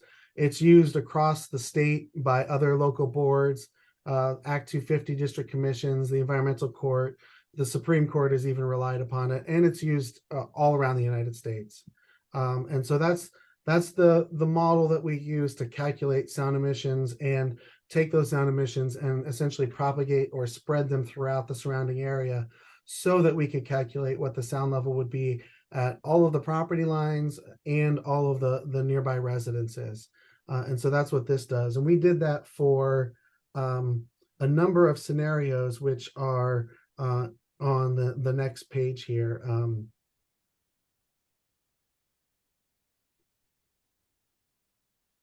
Can you, before you move on, Eddie, can you explain the spectral ground attenuation, where your G is equal to 0.5 in the contractor yard and equal to 1 elsewhere, and what that means and why? Yeah, so there's a number of factors that go into the model. Spectral ground attenuation is one of them. This affects how sound is interacting with the ground. So most of the sound that one hears is the direct sound, but some of the sound that one hears is a reflection off the ground near the receptor. And so the spectral ground attenuation is taking into account essentially the porosity of the ground. And so soft forest and fields and snow and things of that nature are considered a ground factor of 1. Pavement and bodies of water would be considered a ground factor of 0. In this case, the contractor yard is a shore pack material. We know from other sites that use this type of material that appropriate ground factor use for that is around 0.5. Okay. And there are more model input information provided in Appendix B. So what we ended up doing is calculating the sound level throughout the project area over about a 4 square mile area. We included 132 residences in the model, again, from the Vermont E911 database. And we ended up modeling 5 different scenarios. And those are shown here on this page, which I believe is page 15, section 5.2. Yes. Yep. So these scenarios are broken down by area. Scenario 1 is up in the contractor yard. Scenario 2 through 5 is in the topsoil area. And scenarios 6 through 8 are on the access road. Scenario 1 is unloading and loading of equipment from a trailer in the contractor yard. It's literally the cover photo to the entire report, and that is a tracked excavator coming off of a trailer and then pulling back up onto the trailer. So that's the sound level from scenario 1. Scenario 2 is unloading a dump truck in the topsoil storage area, and that includes using the tailgate to hit the truck bed. What was the material? Was it topsoil? It was topsoil. Yep. Scenario 3 is screening topsoil in the topsoil storage area. Scenario 4 is loading topsoil into a dump truck with a loader at the topsoil storage area. Scenario 5 is the same as scenario 4, except it's using an excavator to do the loading instead of a loader. And then scenarios 6 through 8 are a dump truck driving on the access road at different locations. So scenario 6 is the southern leg of the access road near Vincent Drive. Scenario 7 is the northern section of the access road, closer to the northern residences up in that area. And scenario 8 is at the end of the access road as it's pulling out onto the road there. So those are the scenarios that we modeled.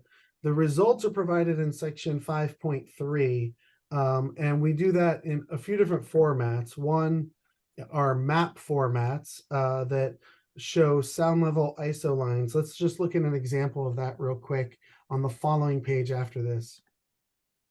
So you want figure 8, Eddie? Yes, figure 8. Thank you. So this is just one of there are multiple maps for each of those scenarios. This is one example. The colored lines represent sound level, going from dark purple near the source, near the middle of the map, out to a dark and light blue colors on the outside of the map. The purple line near the center of the map represents 70 decibels, all the way out to the light blue line on the outside of the map representing 30 decibels. There are a variety of dashed gray lines on the map. Those dashed gray lines represent 1 decibel intervals. So you can literally look anywhere on the map and look to see what the sound level is in a certain area. But in addition to those lines, we also have orange boxes over top of each of the residential locations. And there's a number on top of each of those boxes. That number is the projected sound level at those locations. So you don't have to try and figure it out from the ISO lines. You can just look at those boxes to figure out what the sound level is at a given location. And then for each of these scenarios, we modeled both the maximum sound level, which is what's shown here in figure 8, and the LEQ, or the average sound level, which is in figure 9 below this, but in other figures for other scenarios as well. So the number in the boxes for the residences, is that L max or is that? It depends on which map. It depends on which map you're looking at. So I'm looking at 8. I'm still looking at 8. Yep. So in figure 8, in the caption, it says that this is the L max. So all of those numbers in the boxes are the maximum sound levels for that scenario. Projected at the individual residences. At the individual residences, yes. Okay, thanks. And then in figure 9, that is it says in the caption for figure 9 that is the LEQ. Again, it's like the average sound level. So the boxes in that map are representing the LEQ, or the average. In addition to this format for the model results, we also provide all the model results for all scenarios in tabular format in the last appendix of the report. And those can be looked up by street address. So if someone says, I live at 123 Lower Notch Road, you can look up what's the sound levels at 123 Lower Notch Road for all of these different scenarios. Okay, so that's pages. That is Appendix C. That's Appendix C. Appendix C. So that starts on Yep, page 48. 48. Yep. 48 through 52. Okay, thank you. So I briefly, rather than go through each map, we also provide a textual description for each scenario. What I'd like to do is just kind of verbally walk you through each scenario and talk about the highest sound level from each scenario. We'll just focus in on that worst case. So if we go to scenario 1, which is on Page 16, is that the one you would like? Yeah, let me, yes, page 16, thank you. So in scenario 1, the highest sound levels occur at Sherman's Lane, which is to the southwest of the site. And in that case, the maximum sound level is 47 decibels and the LEQ is 35 decibels. For scenario 2, if we scroll down to page 19. Again, scenario 2 is unloading topsoil in the topsoil storage area. The maximum sound level occur at two different residences, 2262 and 2365 Lower Notch Road. Those are the closest residences to the north and to the east of the topsoil storage area. And in that case, the maximum sound level is 62, and the LEQ, or the average sound level during those operations, is 48. Question. And that scenario did include the banging of the door when it closes. Is that recollect? Yes, it did. So presumably that is the single highest event in the sound. That's correct. That's the loudest source in the model. Got it. Thanks. That was my question too. Thanks. Scenario 3 is screening in the topsoil storage area. And it happens at the same two residences we just referenced. In this case, the maximum is 49 and the average is 48. And the reason for that is the sound levels from the screener are fairly constant, particularly when you're screening topsoil. Scenario 4 is loading a dump truck with a loader with topsoil. Again, the highest sound levels occur at those same two residences near the topsoil storage area. And in that case, the maximum is 51 and the average is 37. Scenario 5 is the same thing as scenario 4, except we're using an excavator to load the dump truck. And in that case, the maximum sound level is 44 and the average is 33 at the worst case location there, which again is 2262 Lower Notch Road. And then if we can scroll down to page 29, we have scenarios 6, 7, and 8, which are the truck on the access road. The truck on the access road is modeled at the worst case locations for the respective residences closest to those areas. So we actually don't have the LEQ or the average sound level from that truck. We just have the maximum shown here. So the maximum sound level when a truck is on the southern access drive is at 98 Vincent Drive, and that's 61. For scenario 7, when a truck is on the northern section of the road heading up to the contractor yard, the maximum sound level would occur at 308 Many Waters Road, and that is 43 decibels. And for scenario 8, that's when a truck would be pulling out onto Lower Notch Road. The highest sound level occurs at 2610 Lower Notch Road, and that is 62 decibels. So those are the maximum and the average sound levels from these various scenarios. What we did then is took those results and calculated the day-night level so that we have something to compare to that ANSI standard that we were talking about earlier. In doing that, we also calculated the existing day-night level without the operation altogether, so we could have a comparison of what's the existing DNL and what's the potential future DNL. And so on the following, on page 32 and 33, we talk about this analysis. And this includes 72 truck trips to the storage area, 72 trucks being loaded with material, 72 trucks being unloaded with material, and a screener operating for 5 days. And with all of that operating, the DNL was 40, let me make sure I get the number right here, was 48 decibels. So that's the future DNL, but the existing DNL is 48 as well. And so what this shows is that the DNL doesn't actually change as a result of the operation. And the reason for that is the infrequency of the events at the site. That is, much of the time, much of the year, it is just a storage area for topsoil. And so when we take into account these times of heavier usage, it doesn't change the DNL because those are only occurring fairly infrequently relative to the time period over which the DNL is calculated. In fact, the DNL of just the operation itself, if we ignore background sound levels, is between 10 and 28 decibels. And so You mean for the loading and unloading and of the trucks?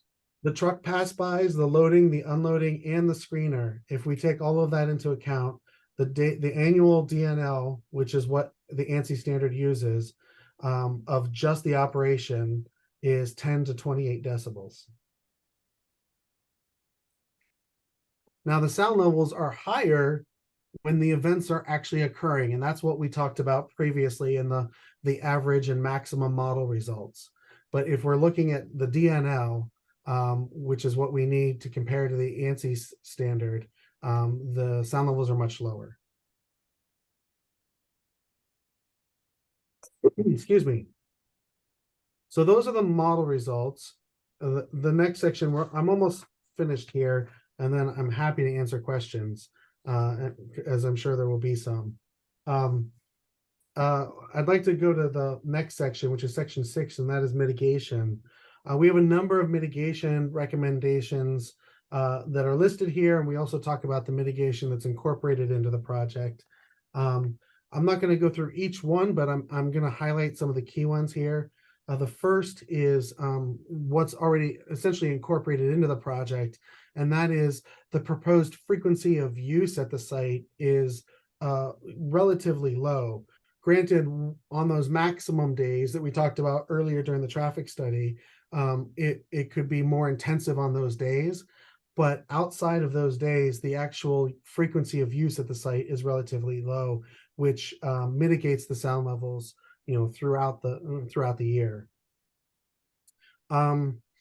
We also have recommended that a berm or noise barrier be constructed at the north end of the topsoil storage pile area. And we give details in item 1 on page 34 here about that noise barrier. It's also shown in figure 21 on the following page. That will help reduce sound levels to the north and to the east. Two more mitigation measures. Duncan, do you have any sense of, when you say help reduce it, how many decibels it will reduce it, or any sense of quantifying that? Well, it's quantified in the noise model. So the results that we've been talking about incorporate that berm Okay. barrier into the model. So the numbers, you don't have to do the math. The math's already been done.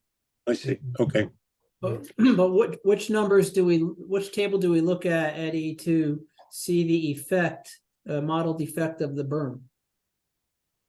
All of them He's saying include it's in here already. He's assuming that they accept that this mitigation is all done. In all the models? Yes. So in doing the noise study and talking to Masters and Excavating, we've talked about constructing a berm and or barrier on the north end of the topsoil storage area to reduce sound levels from that area. And so that's being incorporated as part of the design. Right, but is it does the modeling include the hypothetical barrier? Yes. Okay. Yeah. We've also said to prevent simultaneous operation of the screener while loading and unloading material. So we understand that the screening may happen in similar time periods to the unloading of material, but we've recommended that the screener not be actively operating during unloading and loading, so that those sound levels from those two operations would not be additive. I want to jump back to the barrier berm a bit. What material were you considering that to be composed out of? Is it and then what's the cover? Is it seeded, grassed? Is it just sand and rock, or what? Yeah, so it just has to be an earthen berm. It could be rock that's going to stay there and not be moved. It could be seated earthen berm. From a noise standpoint, if it's blocking that line of sight up to the 12 feet that we've talked about, it will effectively act the same. Where we might have a little more specification is if we're talking about a noise barrier. So an earthen berm will mitigate it, whether it's made of rock or whether it's made of grass and soil, that type of thing. If we're talking about a noise barrier, the specification would be that the noise barrier weigh at least 4 pounds per square foot. That's a surface weight. And it could be a combination of the two. It could be, that you have a 10-foot high berm and then you've got a 2-foot high wall that goes all along the berm there. So it could be a combination of the two. That would be just as effective. Well, aren't we always talking about with the berm? Isn't it always considered to be a noise barrier here? Isn't that why we're talking about it? Yes, but when we're talking, they have the same effect from a noise standpoint, a berm and a barrier. But typically when we're talking about a barrier, we're talking about a wall or concrete blocks, and the berm has a wider footprint because it's made of earthen material. Okay, but the effect is the same on the model. Yep. Got it. And then the last mitigation measure. I actually have a quick question. So if it's the berm we're talking about, as opposed to like a separate barrier, would the berm be 12 feet tall by 260 feet long? Yes, the berm would be 12 feet tall by 260 feet long. And how wide across does a 12-foot berm have to be to stand up? So what's its base width? I think it would have to be engineered. That can vary. So it depends on what would come from the engineering for that. It could be a 2-to-1 ratio. It could be a 3-to-1 ratio. That's from a noise standpoint. That's not for me to make that call. Thank you. John, I would estimate probably 25 feet wide. 2-on-1 slope. So it's pointy at the top, it's not flat. That would figure just a 1 foot flat area if you did a 2-on-1 slope. That sounds like a whole separate impact. That's quite a large structure. It has visual impact too. Construction impact. I don't see, is that part of this application now? Well, I told when this area was cleared, Josh pushed, when he stumped the property, a lot of this was moved into the area where this berm is proposed. I don't have measurements on what's out there at this current time, but I would guess not much more has to be done to construct a berm to these specifications. 8 foot wide section. So is this berm a part of the application or isn't it?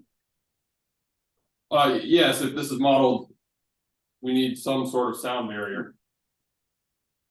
It's not on, we don't have it on a site plan at this time, but It is shown in the figure 21. The location of it at least is shown. In the noise report. As barrier or berm. Yep. From a visual standpoint, let's say that it's an earthen berm. A stockpile storage area is effectively an earthen, like visually a stockpile storage area is an earthen berm, right? So it's made of similar material. So it's from a visual standpoint, and I want to be careful going much further than this because I want to be clear, I'm a noise expert, not a visual expert, but a berm is made of earthen material, a topsoil storage pile is made of earthen material. Yeah, understood. Keep going. Yeah, I'm just thinking about the impact of its construction and what have you. So I don't know. I was just trying to figure out if it's part of this application or not. It is if we were to say so. I mean, since the modeling includes berm or barrier, so I would say yes. So there are a number of other mitigation measures here that I'm happy to answer questions about, but a lot of them are just fairly standard things. Like maintaining the existing forest on the parcel to help block line of sight, things of that nature. So if we could go to the next section, section 7, we get to our conclusions. And in that section, I think the key things to highlight here are that on average, parts of the operation like loading and unloading equipment and loading topsoil in trucks produce sound levels that are comparable to existing daytime sound levels. Those sources are relatively not loud. It's activities that cause higher sound levels, such as screening and unloading topsoil, are on average 9 decibels higher than existing sound levels, with maximum sound levels that are similar to other maximums that occur at the site, but it would occur with greater frequency during the shorter time frame that those events are occurring.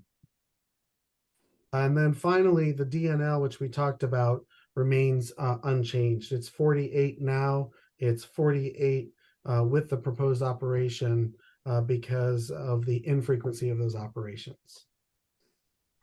And that's what I have for a direct presentation, but I'm happy to answer any questions about what's in the note study here. Okay, thanks, Eddie. Let's start with questions from the board, if any, for Eddie, and I have one. I know I'm focused down on one little item, but since it is the single loudest sound that comes off the site,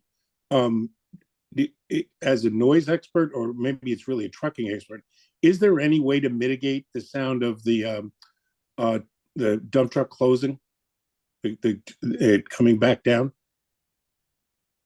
No type of damper or anything that's available, correct? Josh says no. Oh, tailgate's tailgate. Yeah, no, I get it. I'm no kind of expert on tailgates, and I wondered if there was any way to mitigate that, to prevent that from happening, since that is the one time when you're starting, you create some fairly loud sound off site. The best way to mitigate it is to control the level at which it's hitting the truck bed. Now, there's certainly, if you've got dry material, it would not need to hit the truck bed as hard because it would come out of the truck bed a little more easily. If you have wet material, then it needs to hit a little harder in order to get material from the truck. Anything else, Tom? No, it seems to me it'd be great if there was a damper. Somebody put a little hydraulic thing on there or something to keep it from coming down so hard. Yeah, it's got a function to help clear the bed. Yeah, no, I get it completely, but I'm also, for the most part, I find this study to be, first I should say, I am familiar with sound reports, and this is an excellently, very well prepared report and very thorough. But it's also concluding that we don't have any terrible sound situation here, with that one exception, which is a little bit ugly, and that's why I'm focused on it. Yep. Any other questions from the board? John? Yeah, did you take into account backup beepers in any of your analysis? Yeah, there were backup beepers that were occurring during the tests that we were doing. Generally, the backup beepers are quieter than those other sources that we're modeling. So the loading of material into the dump truck and also unloading material from a dump truck, those are louder sources. So we're focusing on those louder sources. We do, however, recommend in the mitigation section above that alternative backup alarms be used for the on-site equipment. So a loader and an excavator, that they be outfitted with, there's a variety of options, but one example would be a broadband backup alarm that makes sound like a white noise sound, like shh, shh, as opposed to a pure tone. We've had testimony that those are not applicable to lots of kinds of equipment. Is that your experience? Or are they widely applicable to any equipment? I've seen them used on excavators and loaders throughout the state. I can't say specifically to the excavators and loaders here, but they're fairly standard. I would imagine that it's a fairly easy switch out. Do you have any guidance to give us on that part, Josh? Doable? Well, I can put hush beepers on things that you have visibility in, but you can knock the hush pipe beepers on an excavator that you don't have complete vision at 360 degrees all the way around the machine. Because in my machines, any machines, you sit in a cab, you can't see the back corner. Mhm. So a hush beeper doesn't meet OSHA requirements. Is that a, Although you Broadband? can see all well, the we're way using around. different terms. He said broadband, white noise. Is that what you're talking? Is the Yeah. hush beeper? Yeah. So that's in your view, that's not actually an option for your excavators. No, it's not in any excavator. Okay. In Is- the application notes that the applicant was installing essentially a kill switch or something like that for backup beepers, but that's not really OSHA qualified, is it? Like, Yeah. right? You can't really do that.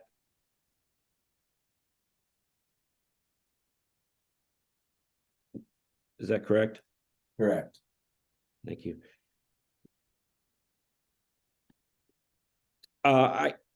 This is a comment, not so much for the expert. Thank you for your running through all that. It's a lot of numbers, all these sound noise models and stuff like that are a little numbing to the layperson like myself, but I hear all the numbers and the monitor reports and the test reports. But I see the words in our zoning regulations, zoning bylaws, significant increase and incompatible. And just to note, after all this testimony we've just heard, I've heard a lot of testimony from neighbors who have heard noises that they considered to represent both significant increase and incompatible with their established use of the areas. And I just note that for context. Thanks. Any other questions from the board?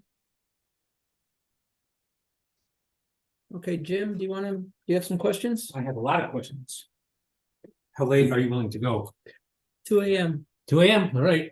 I'm not. Quick heads up, I will need to stop briefly at 8:59 just to turn off the building alarm so the police don't show up. Okay, So that'll be like a 2-minute break around then so that I can turn off that alarm. that's fine. It's 8:50 right now. Do you want to do that now? I can't do it until it's within 5 minutes of the time period.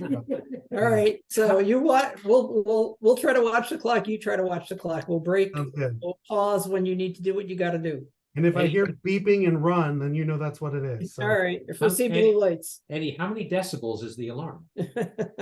well, I thought I accidentally set it off the other day for the first time, and I thought it was like a backup alarm on the rail line near here.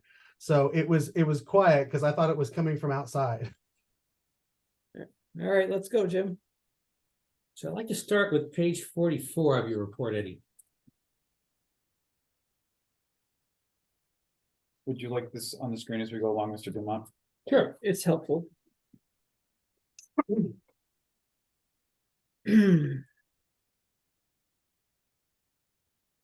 Page 44, you said? Yes.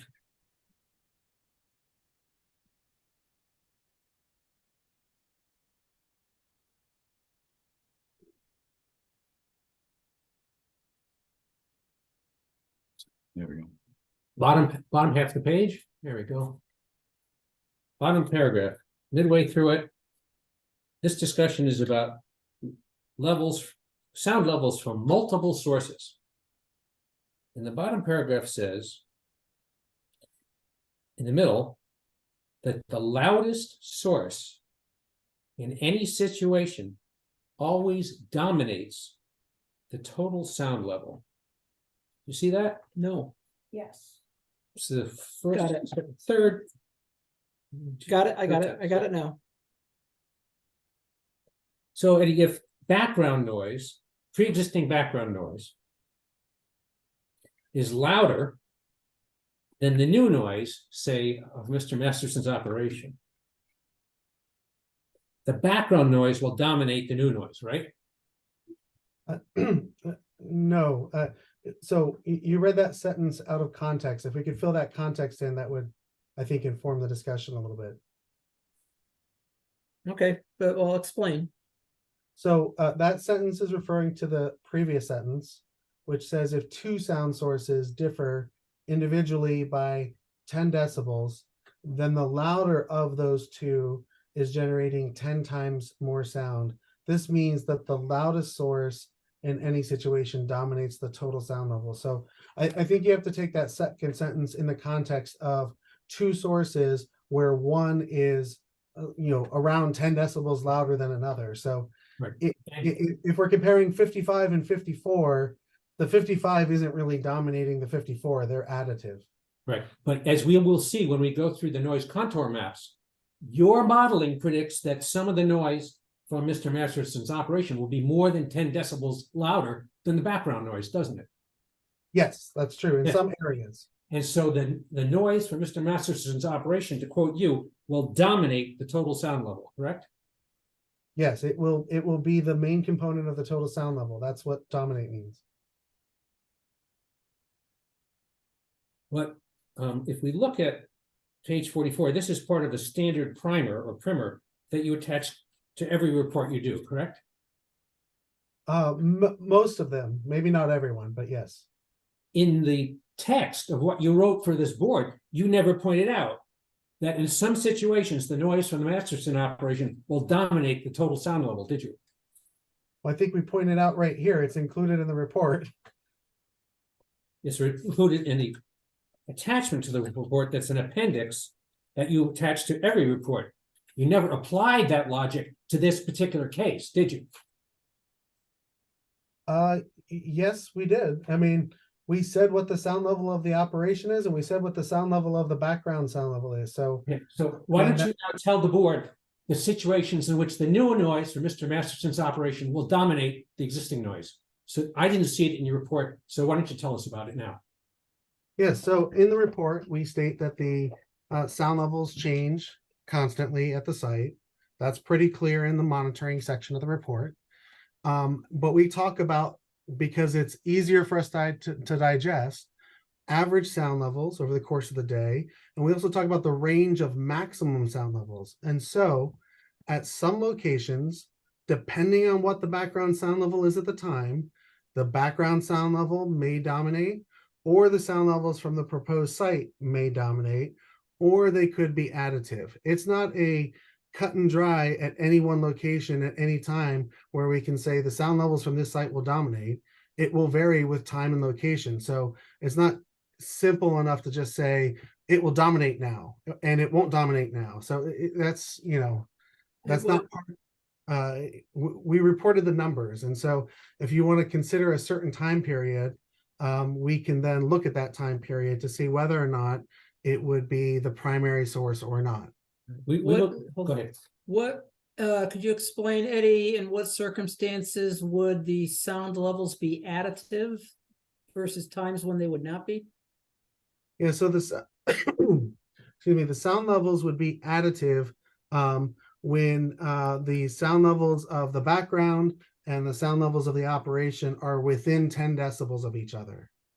If they're within 10 decibels of each other, then they are additive. To be clear, and we talk about this in the appendix, if background is 55 and the source is 55, the sound level is not 110. It's not arithmetic addition, and that's because sound levels are logarithmic.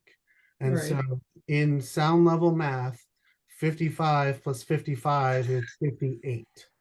So these are some details that we're not getting into because they can be confusing to a lay board. But most that you would ever add is 3 decibels. I always have. Hey, hold on. Hey, Tom, can you mute your sound? Thank you. And Eddie, this might be a good time to turn off your alarm. Yeah, I will go check on it. Okay, good. Take a break. Anybody needs to take a break for the restroom? Now's your time. How about coffee? If we had some.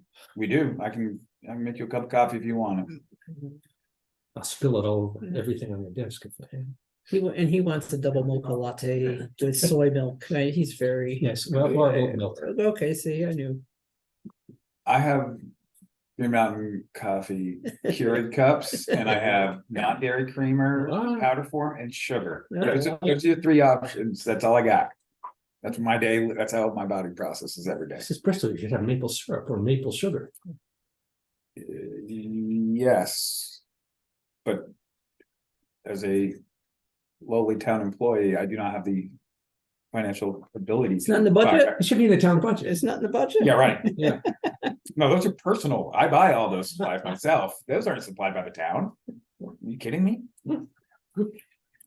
And if you do want to buy it from the town, if you do want it from the town, you have to pay 75 cents a cup. Just saying. That's why all the coffee makers in my office.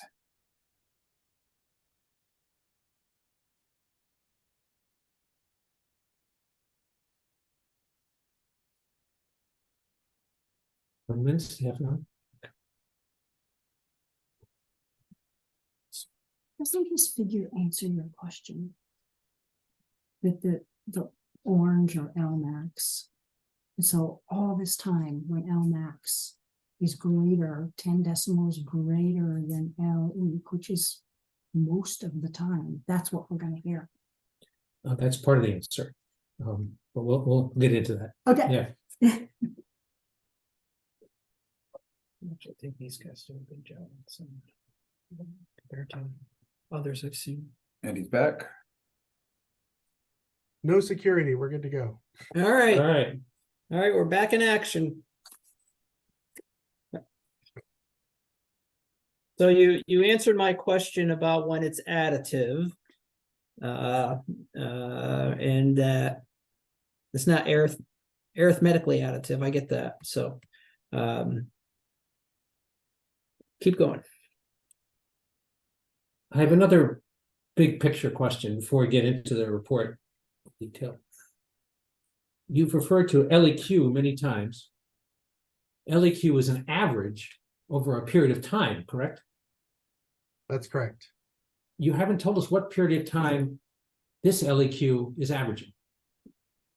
Yeah, so this LEQ is over the period of the operations that we're modeling. So if we're talking about loading a dump truck, it's the average sound level while that dump truck is being loaded with material. Or if we're talking about a dump truck unloading material, it's the average sound level over the period in which that dump truck is unloading the material. So it will vary. The actual time will vary a little bit. Maybe it takes an extra minute to load one dump truck, and maybe it's takes less time to load another. But that's what we're talking about. So it's not a fixed 5-minute, 10-minute LEQ. It's over the course of that event.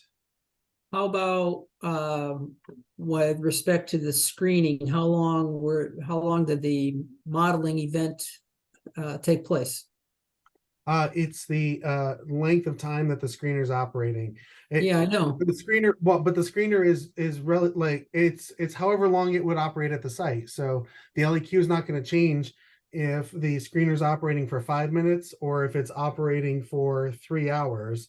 That number applies to all of those time periods. Okay, that's right. I get that for the modeling, but I may have forgotten already. When you monitored, did you monitor a screener?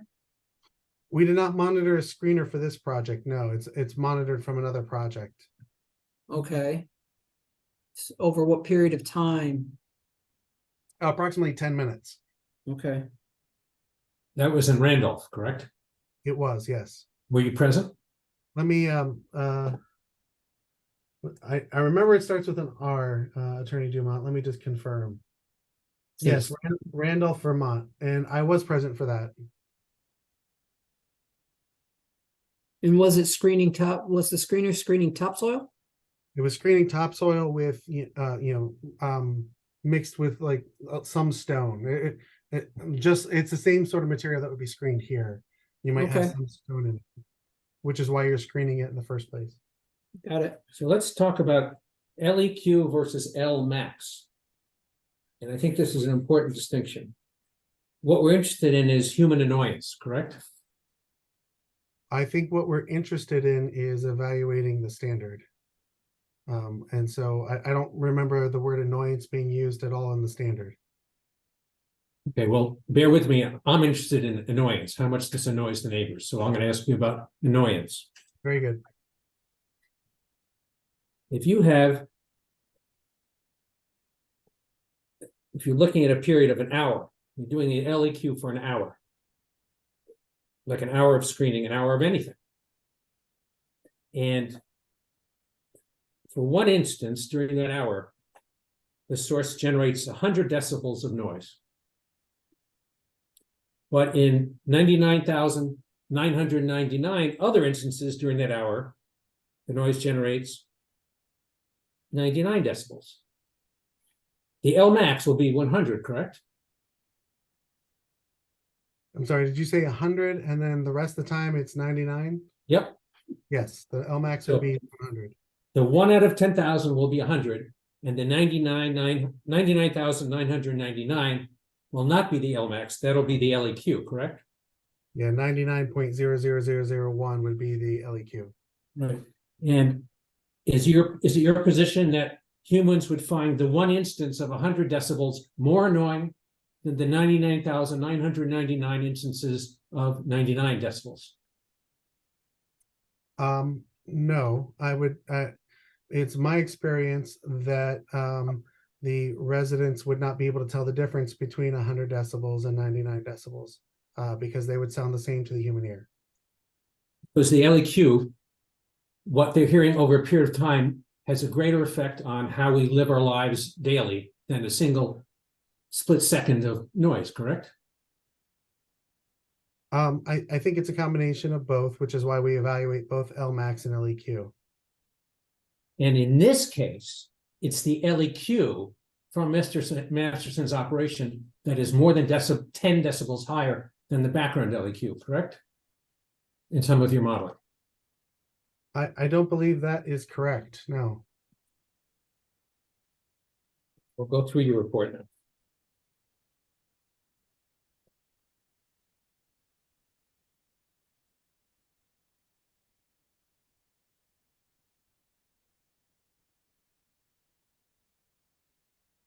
On page 10, you have table 1. All right, I'm there. Let Chris get there. Okay, Jim.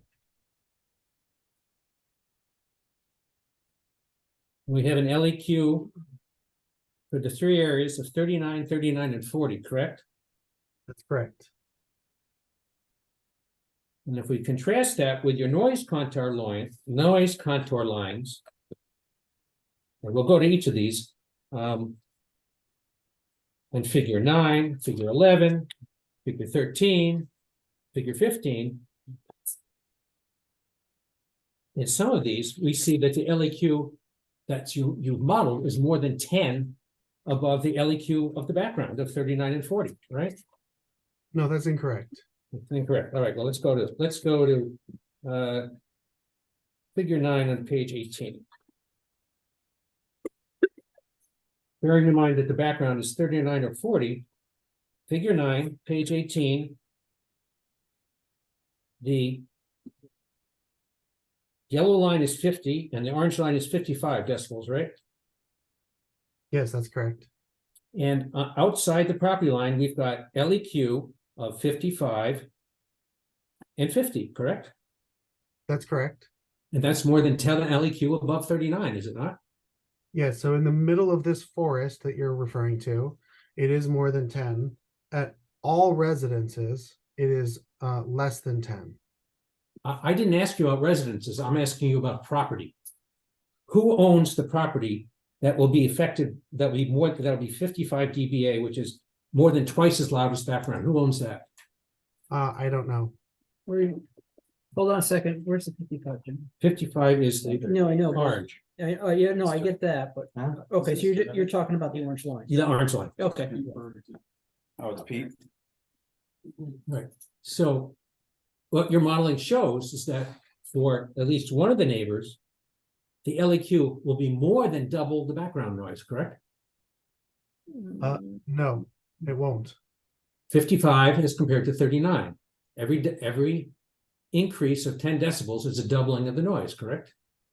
It's a perceived doubling of loudness. Right. So the difference between 55 and 39 is 16.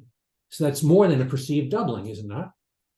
It's more than a perceived doubling of loudness in this forested area here. Yes. So in your report, anywhere did you point that out to the board? Well, we're looking at the table right there. I mean, all of that is in there. It's all in So- there if you ask the right questions.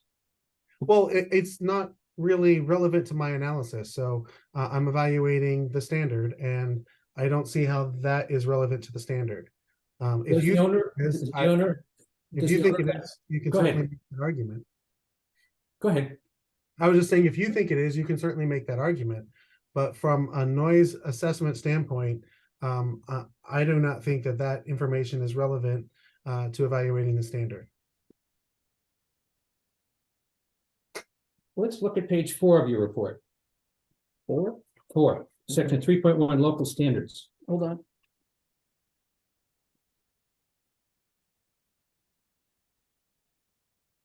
Okay, This is the quote from the Bristol ordinance that you and Mr. Brown were discussing. Does this just say that no noise which is excessive at residences is prohibited? Or does it talk about at the property line? It mentions property line, and it says excessive at property line, and represents a significant increase in noise levels in the vicinity of the development. It's not, the significant increase does not specifically reference the property line. Excessive is what is specifically referencing the property line. And so if we are making the argument on figure 9 that 55 decibels would be considered excessive at the property line, to be clear, 55 decibels is at the lower end of conversation. By that argument, one would say that someone having a conversation on the property line would be excessive. And I do not think having a conversation, it would cause excessive noise. I thought you agreed with me that a decibel level increase of 10 is perceived as a doubling of loudness, correct? Yes. Okay, and are you suggesting that the noise of a truck gate swinging against a dump truck gate swinging shut, or the noise of a dump truck driving is like a conversation? They have the same kind of annoyance impact on neighbors. Well, let's be clear, Attorney Dumont, you were not referring to a tailgate banging. You were referring to a sound level of 55 at the property line from a piece of equipment pulling off a trailer. So we're not really comparing apples to apples here. All right, well, are you suggesting that the noise of unloading equipment from trailer has the same annoyance impact on a neighbor in this community as having a conversation with a neighbor at the property line? I'm saying that the sound level from a vehicle being pulled off the trailer would cause a sound level of 55 at the property line. And if you were having a conversation at the property line, it would also be 55. I would also say that that is below World Health Organization guidelines for community annoyance. So if you are concerned about annoyance, we can talk about other standards for annoyance and evaluate the project against that. I don't see annoyance in the local standards. Okay, so your view is that the local standard has no relevance to whether the neighbors will be annoyed by what the noise they hear. What is the value that you think the local ordinance is protecting? What's the harm it's protecting against? It's protecting against excessive noise of the property line and significant increases. Okay, but why does the ordinance protect against those? What's the public interest in protecting against those if it's not annoyance?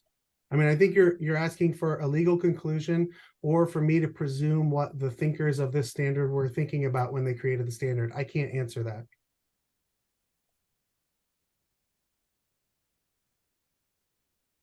And you mentioned the World Health Organization. They promulgate standards for protecting human health, correct? No, they provide guidelines for public health. Guidelines for public health. Correct. Thank you for correcting me.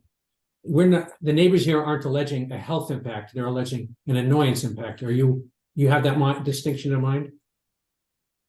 From you telling me that, yes. Okay.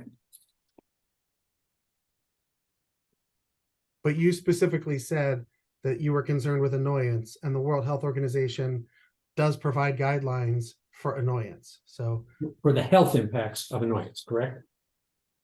it's moderate annoyance and serious annoyance. I'm not sure. I'd have to go and look and see how the World Health Organization is defining that.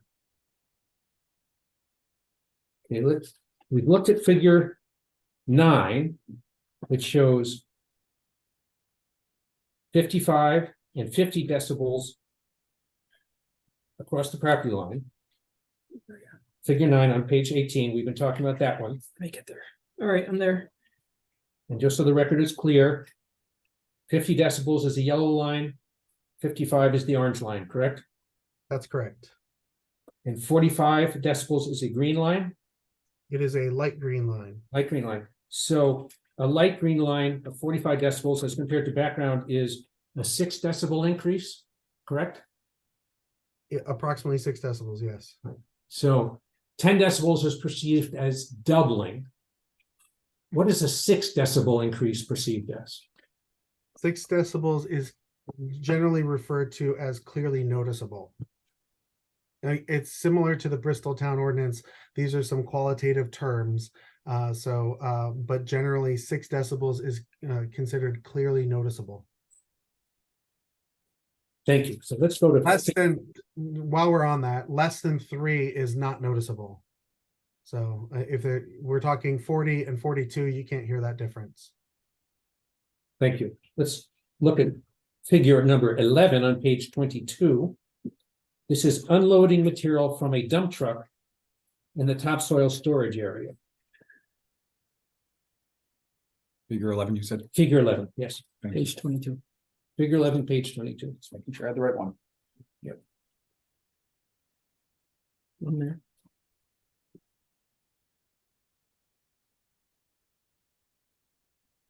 Does this show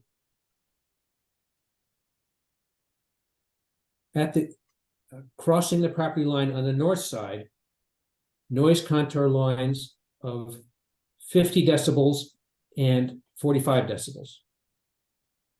Yes. And you agree again that the 50 decibel modeling result is more than 10 decibels above background, correct? It's more than 10 decibels above the daytime background. That's the average over the course of the entire day. There will be times where the background sound level would be greater than or less than that value. But if we're looking at the overall daytime value, yes, it's more than 10. Now let's talk about something that I think is really important that you haven't talked about yet, or just mentioned in passing.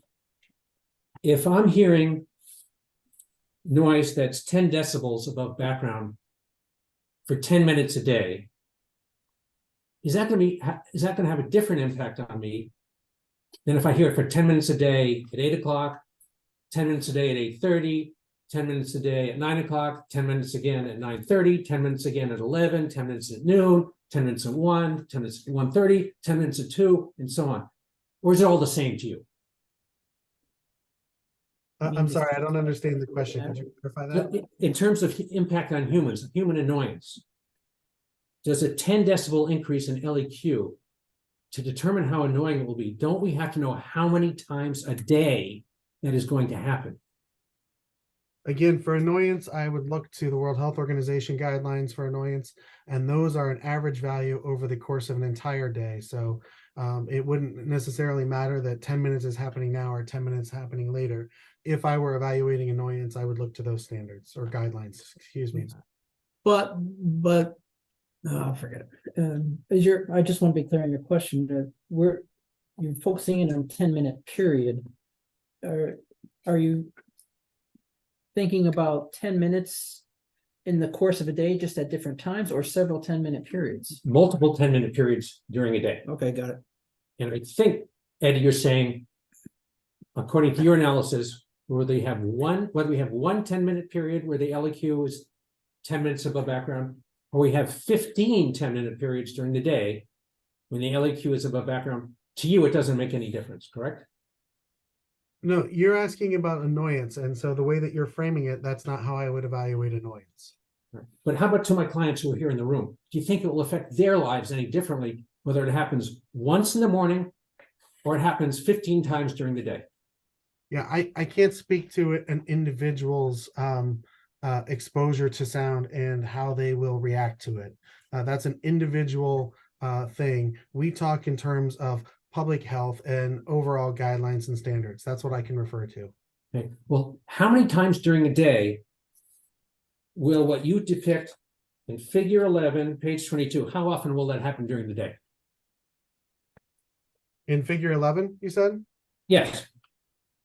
Well, it could happen up to, we're talking around 72 trips in a single day. So that could happen up to 72 times in a day.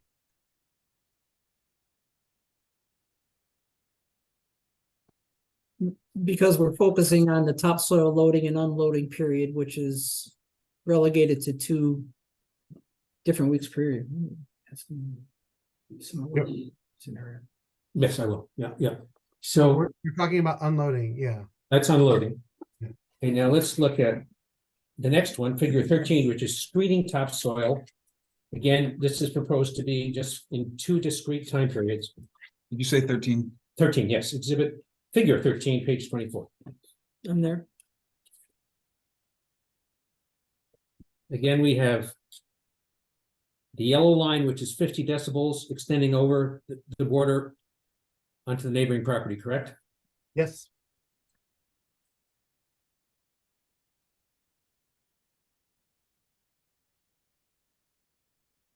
Decibels being 5 decibels less than the lower end of typical conversation. Is conversation generally a voluntary event? Well, it depends. I'm not volunteering right now. Say tonight, was it? In whose house? Yeah, in whose house? You agree? Is that I mean, sometimes it is and sometimes it isn't. If that's a serious question, and I don't mean to downplay the question. I'm just saying that I would agree with the sentiment that sometimes it's voluntary and sometimes it's not.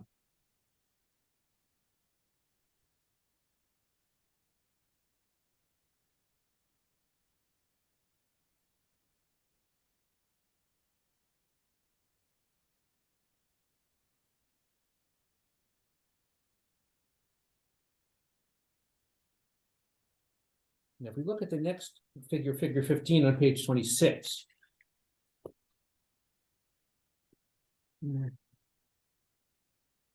Say 1.5. Figure 15, yes, 1.5, Thank you. page 26. Here, the 45 and 50 decibel contour lines are within the property line, correct? That's correct. It looks like the 45 may be right on the one property line just to the east. Thank you for pointing that out. It looks like it goes across the corner. Yeah. Yes. Now let's talk about the 40 decibel property line. 40 decibel contour line, excuse me. Dark green. Dark green.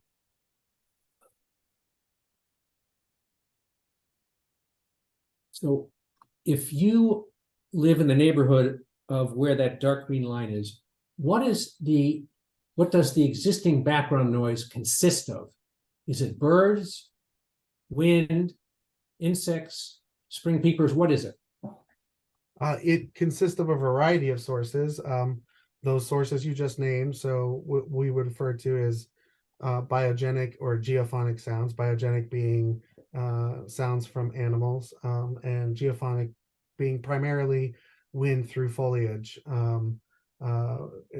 Whether there's leaves on the trees or not, it's still foliage. So, so the sound of wind blowing. Traffic too? What's that? Traffic too? Yes, so it also includes traffic. It includes aircraft flyovers. It includes the neighbor down the road mowing their lawn. It includes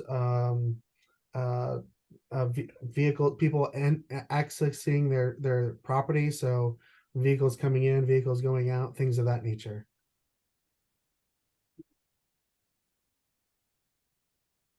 In your monitoring data, can you sort out which of the existing background noise sources are biogenic and which are man-made? Yes, we can.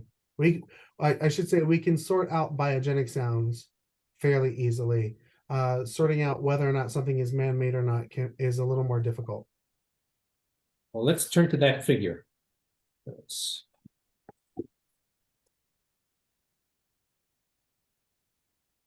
I believe those are where you're ending up is figures 5 and 6 on pages 11 and 12. Is that right?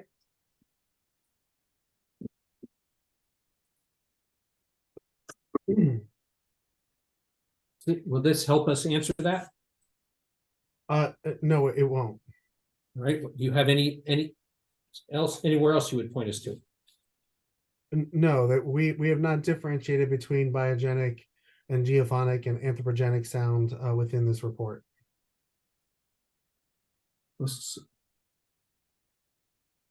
Here's an anthropogenic sound. That is an anthropogenic sound. We're hearing a fire engine go by.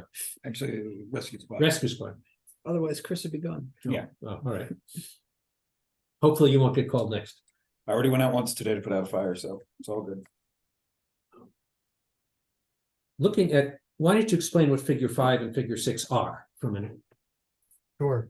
Figure 5 and figure 6 are the monitoring results over time. We call that, usually refer to them as time history graphs. And so on the, there are actually two graphs in each of these figures. The top graph is the graph of sound pressure level, and the bottom graph is a graph of a variety of environmental and weather conditions. I'll focus on the top graph for now. The top graph, the vertical axis is sound pressure level, ranging from 25 to 85 decibels.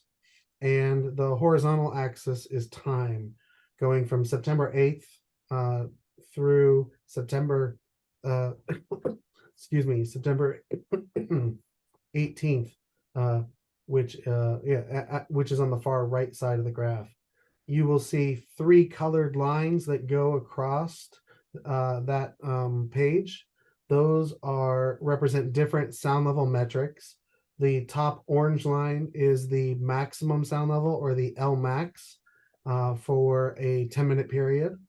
The LEQ is the dark gray line that runs down the middle of that table or that graph. That would be the average sound level on a 10-minute basis. And the L90 is the green line at the bottom of the graph that represents the quietest sound, 10-minute sound levels. Excuse me for coughing, I'm getting over a cold.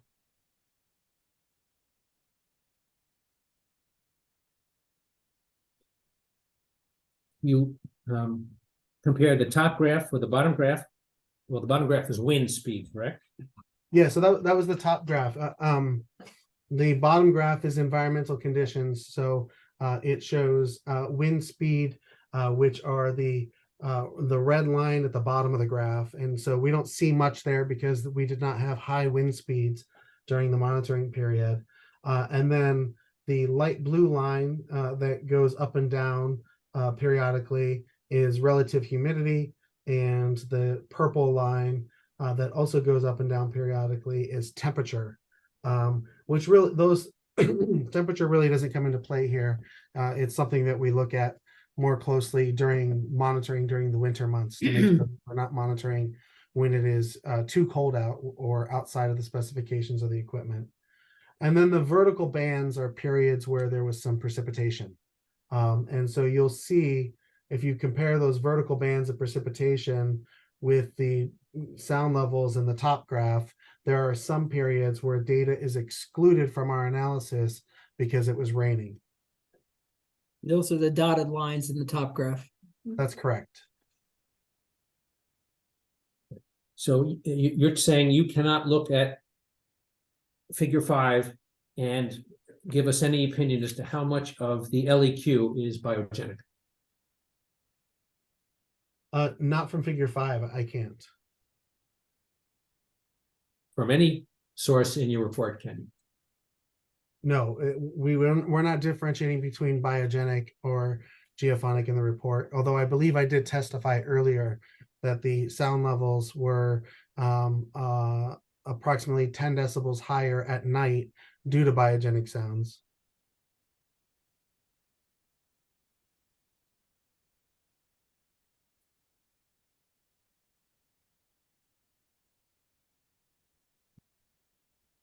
Let's pursue this a little bit longer.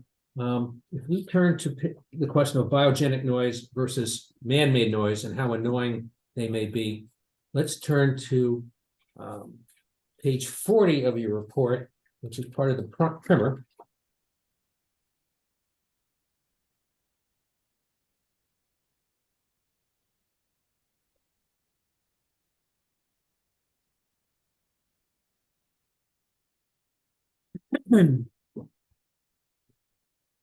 You write here that a field with insects can generate noise that's over 50 decibels. Looks like the low 50s, 52, 53 decibels, correct? Yeah, yes, a field of insects could be about 50 decibels. Of course, it depends on what field and what insects. This is generally meant to be a graph to kind of introduce people to the concepts of sound levels and different types of sources.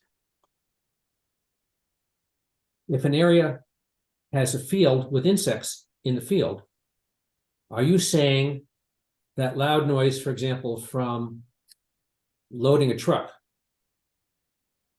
that's the same level of noise, would not be annoying? Same decibels would not be annoying because the field with insects is already 50 decibels. So the truck that's 50 decibels won't be annoying. Is that what you're saying? No, as I've said previously, I haven't made any conclusions about annoyance. I haven't assessed annoyance. I don't see the word annoyance in the Bristol zoning ordinance. So going back to the figure we were at, which was figure 15 on page 26.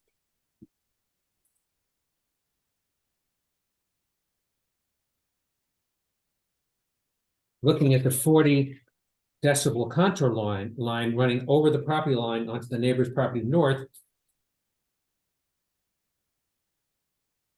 that's man-made noise.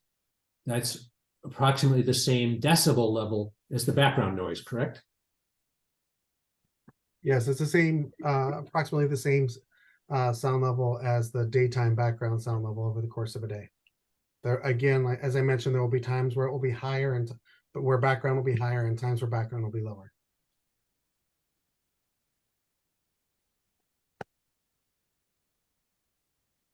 But the noise from the man-made noise will be of a different character than the background noise, correct? It may or may not be. I would say that it's likely that it would be of a different character, but it is also possible that it would not be of a different character. And it depends on what is making up the background sound level at that time. And as a certified acoustical engineer, you have the ability to study the character of the background noise, correct?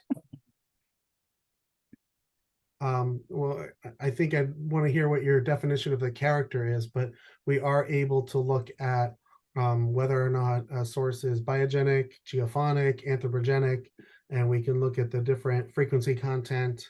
If those are the elements that you mean by character, then yes. So if you had chosen to, you could have determined how much of the existing 39 to 40 decibels of background noise is insects, trees in the wind, birds, spring peepers, whatever. You could have done that, but this report does not do that, correct? Yeah, as I mentioned previously, we can separate out what is biogenic. Separating out geophonic from anthropogenic is not as straightforward and is not easily doable. There's not a standard engineering methodology to do that.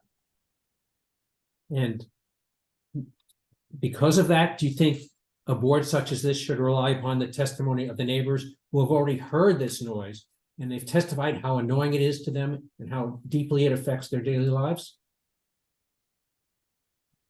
I think I'm not going to advise the board on what they should or shouldn't take into account. That's their job, not mine.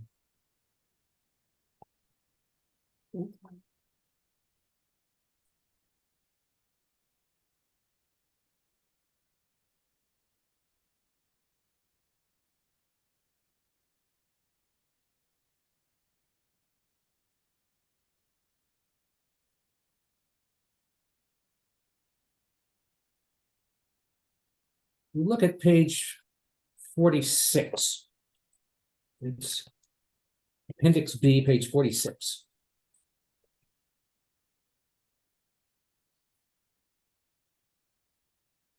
Thank you. Which table would you like? That's the other one. Table 3? Table 3, yes.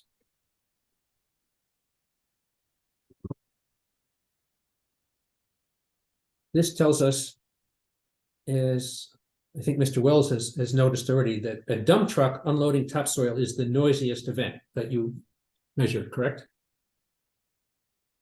Yes, that's correct. And the second noisiest is screening topsoil at 116 Lmax, correct? The sound power, this is sound power level, not sound pressure level. The next highest sound power level is unloading equipment off the trailer. Oh, yes, thank you, 117, right? Yeah, and just to be clear, we're talking about relative differences in sound pressure level. Noisiness might be there might be a different definition for noisiness. So, but if we're talking about which is relatively louder, then yes, the loudest is the dump truck unloading topsoil, and then unloading equipment off a trailer would be second. Eddie, what's the column to the farthest right, absolute height? M meters, I assume meters. What are you referring to there? Yeah, so the absolute height is the elevation, the ground elevation plus the height at which the source is located in the model above ground elevation. Relative height, which is 3 columns to the left, is the relative height above ground elevation.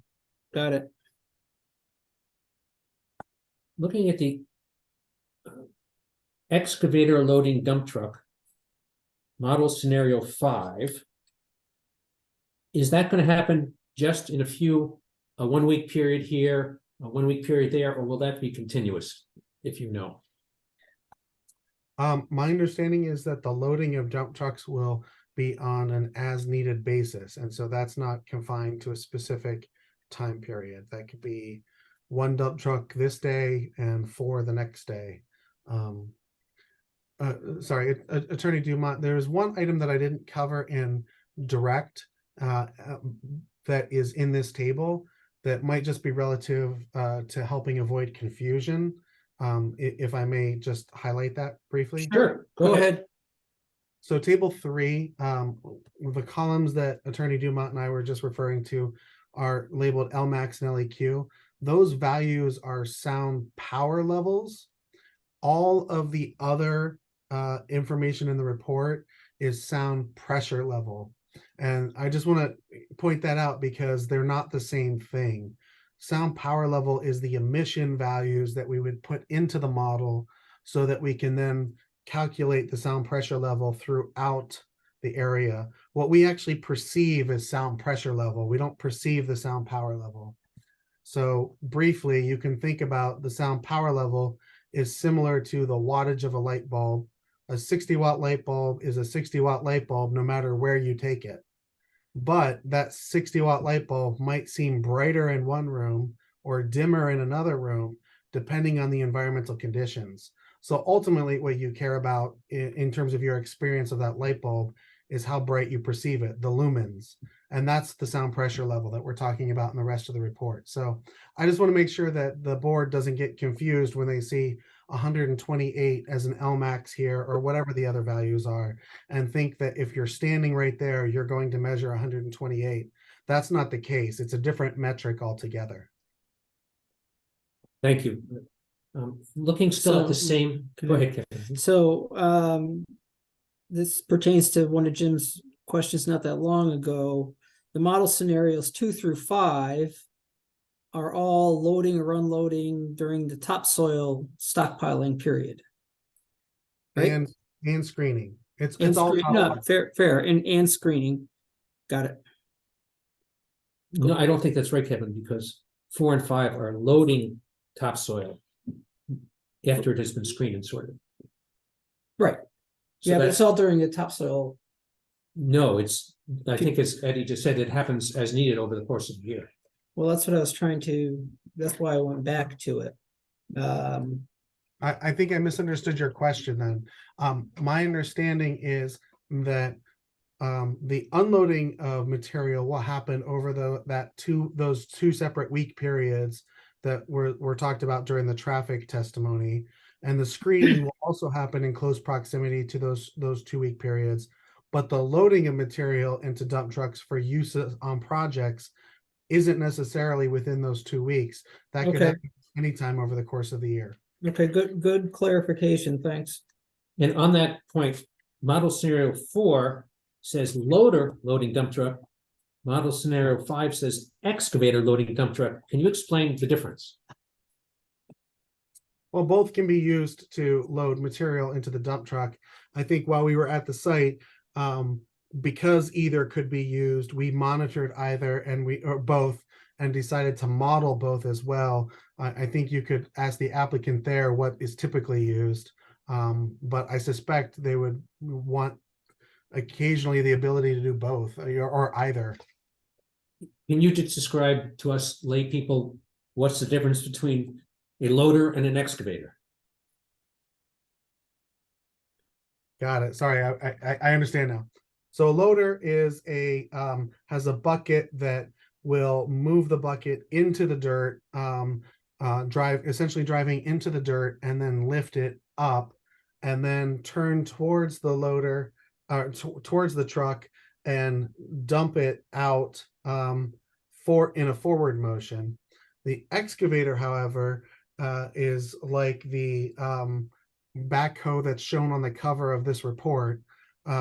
It would scoop the dirt towards the excavator, lift it up, rotate, and then dump it by turning the bucket away from the excavator.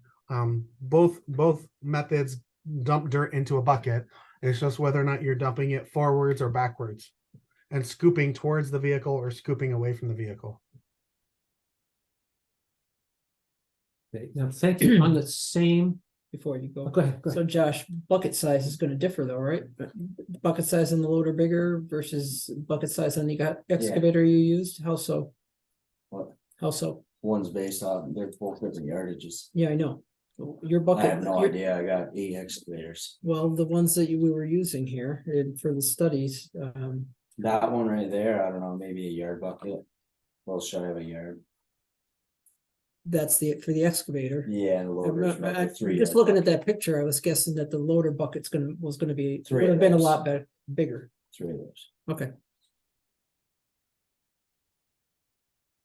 So back to page 10, table 1, summary of background sound levels. Page 10. Got it. Lost my concentration. The first column is LEQ. We've been discussing that. The second column is L90. See that? And now I'm going to refer everybody to page 44.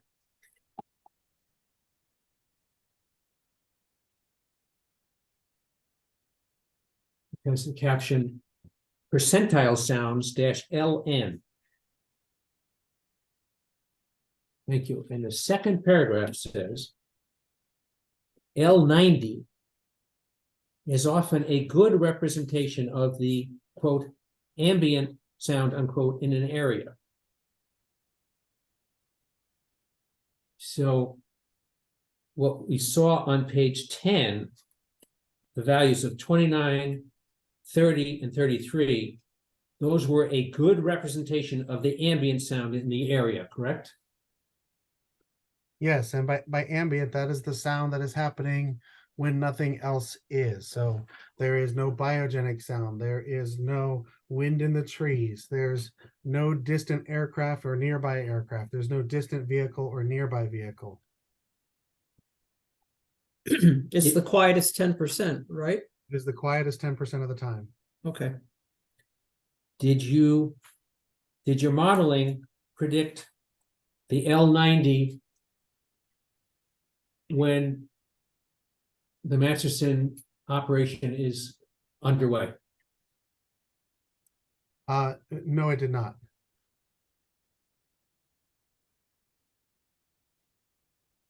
So we don't have a before and after comparison of L90, do we? Well, the ambient sound level when the Masterson operation is occurring would be similar to the LEQ. The sound levels are not changing. Like a screener operating at 41 is operating pretty consistently at 41. It's not like it's dropping down to 30 and then back up to 45. It's a fairly consistent source. So for a lot of the sources, it would be similar to the LEQ. If I may, depending on how much longer we will go, I would like to request a restroom break if we could. Go. Take a break. Yeah, go ahead. No cruel and unusual punishment here. What? It's gonna be a little while longer.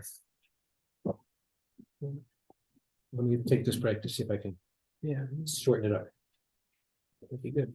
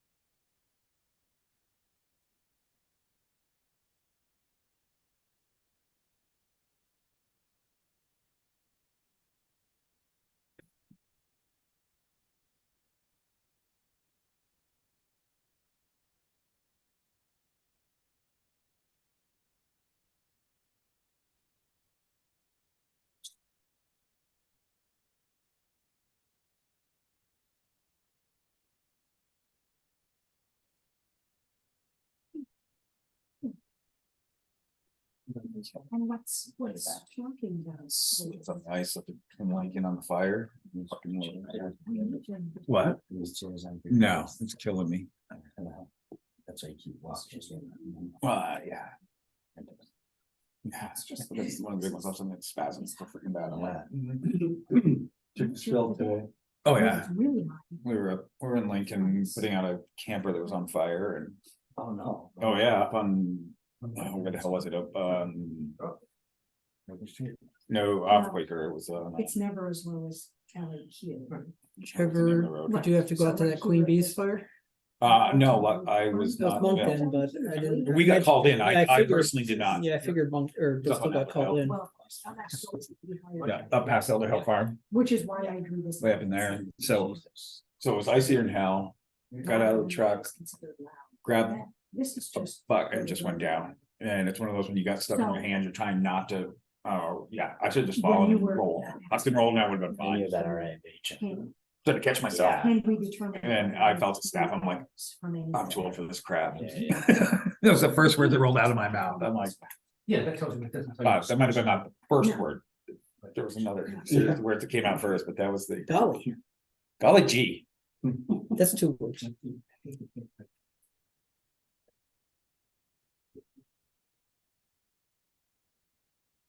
That is back, so whenever you're ready. Yeah. True, briefly, yeah, it was brief. So somebody's hunting adventure gone awry. Your point. I don't you know made. what started it. It was in their yard. Okay.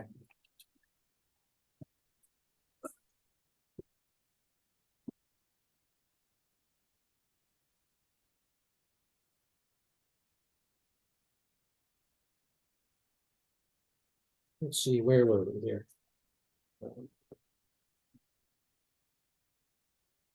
Let's briefly go back to figures 5, 6, and 7, Pages. which is pages 11, 11, 12, and 13. Which one would you prefer to have on the screen? All three. I can't do all three. Right, just do one. How about we do the first one, which is Figure 5, figure 5. perfect.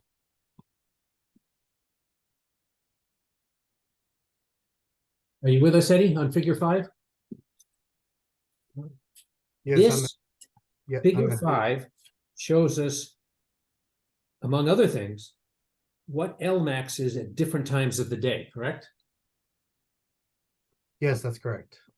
And this is background Lmax at different times of the day, correct? Yes, it's background except for the very first portion of the graph. The first hour or so is during testing that we talked about previously. Right. So when the when the Lmax from the project is elevated, if that occurs during times of the day when the existing Lmax is low,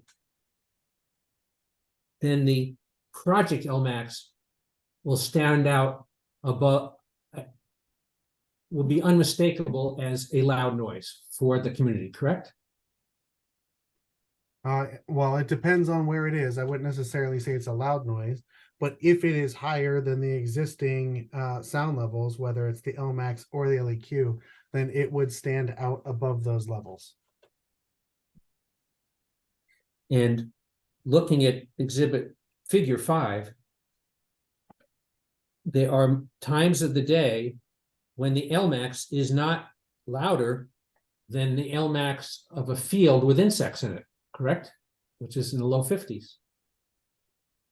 That's right. So during the day, the Lmax generally is between 45 and 60. But it varies every second.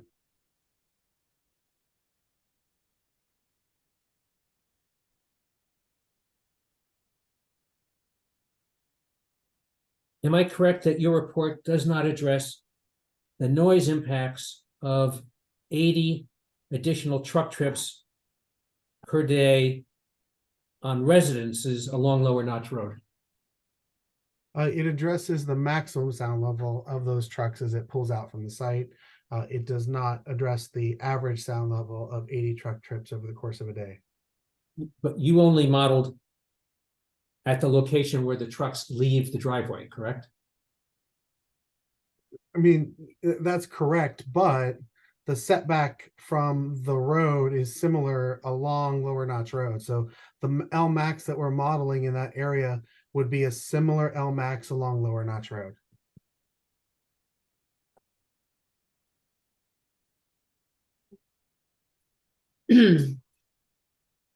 So Eddie, I think I'm getting tired because I'm slipping here. So repeat what you said about the average, or Jim and Eddie together, the average 80 truck trips is in or not in the Lmax?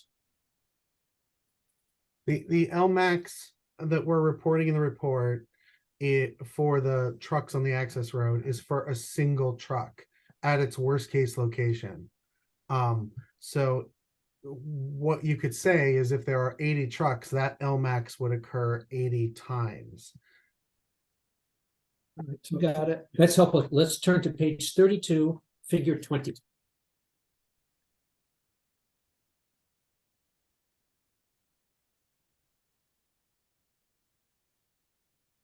Okay.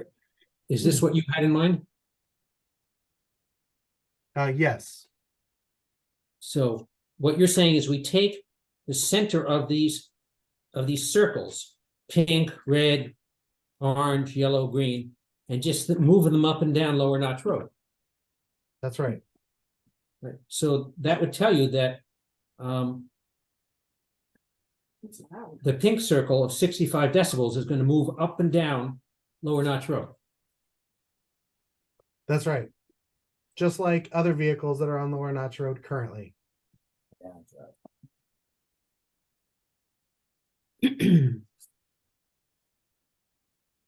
Have you read Beth Ephrus's letter to the board in which she described her living situation near the road? I have not.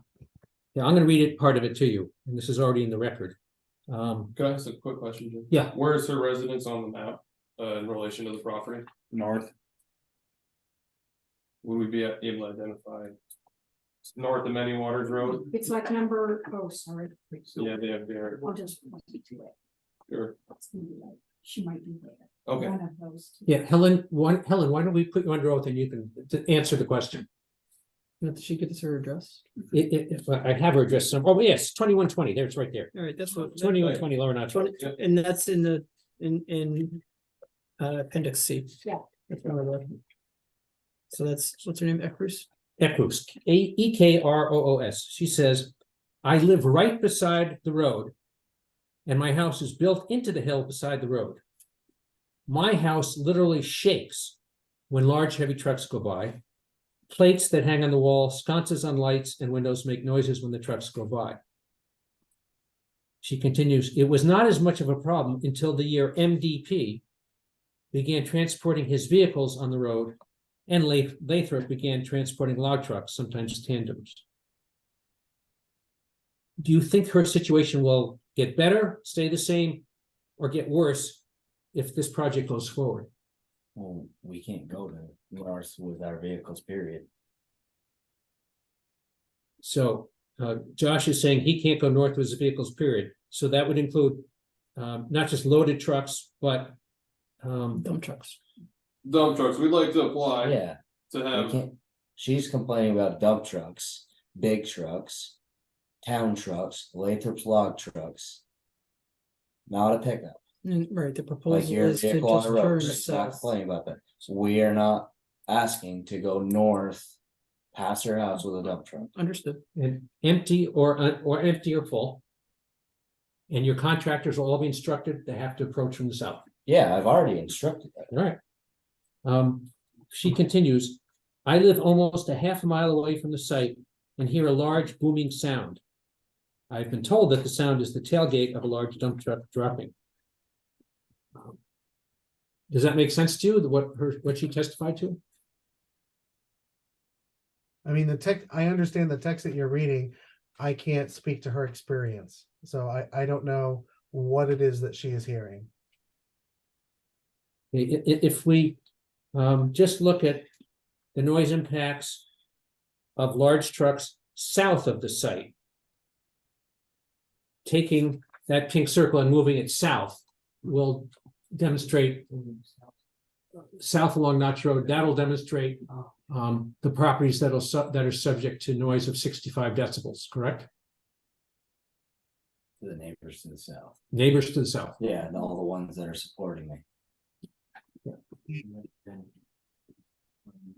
don't think they're gonna complain. Yeah, and so the record is clear, Mr. Masters says he doesn't think those neighbors will complain, they support him. But Yeah. I will point out that the zoning law does not hinge in any way, shape, or form Yeah. on what the existing residents believe or don't believe. But just make your points, Jim. Yeah. It's like, Well, I would, except we have somebody who's making his own arguments in the middle of it, well, which I'm gonna respond to. Jim, if you're asking me a question, could you use my name so that I know to respond? Yes, thank you. Thank you.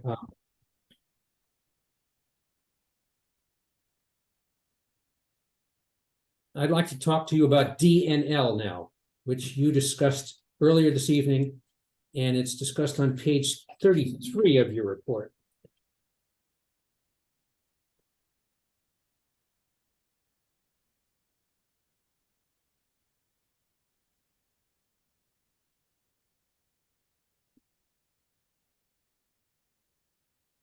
portion of the, part of it's on 32, part of it's on 33. Yeah, let's look at 33. I can get you half, would you like the top half or the bottom? I mean, I'm limited on what I can do. There you go, that's good. Perfect.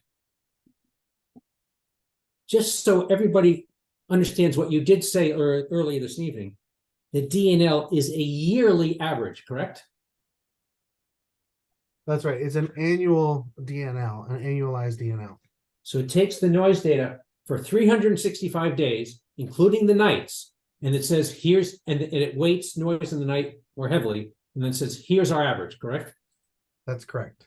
Right.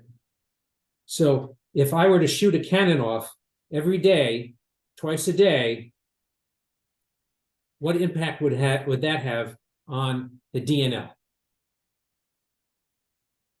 It depends on the sound level of the cannon, but it would have an effect on it. It would be a very small effect, wouldn't it? It depends on the sound level. If the cannon is 140 decibels, small amounts, like twice a day, could have an effect on the DNL. If the cannon is far away and it's only say 70 decibels, then it would have a small effect on the DNL. Because we're taking a short-term noise once or twice a day, and fitting into an average of 24 hours a day, 365 days a year, right? Yes, that's correct. So it doesn't surprise you that the DNL that you project is unchanged. That's what you would have expected even before you did any analysis in this case, correct? That's correct.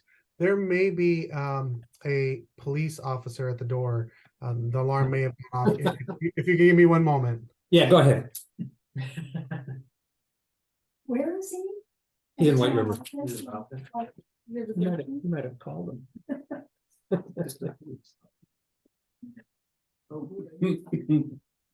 I had that, I was at a install for, when I worked for IDX down in Scarsdale, New York, 2 o'clock in the morning at a medical clinic. But they weren't quite as nice. They opened the door with a revolver right here as I walked out the door. So the officers are thinking some interloper, some robber. Well, it- Come and shut off the alarm. Well, no, but They it can- So they it can turns have out, free reign of the place. yeah, it turns out that the car Hertz gave me was registered as stolen, and Scarsdale is apparently a big dumping point for stolen vehicles. So they thought while we were in the stolen vehicle, we also broke into this medical clinic to steal stuff. Oh, it was great. Never been that scared in my life. So, any little pickup, any little accident, any little shocks. It's in the table for the. I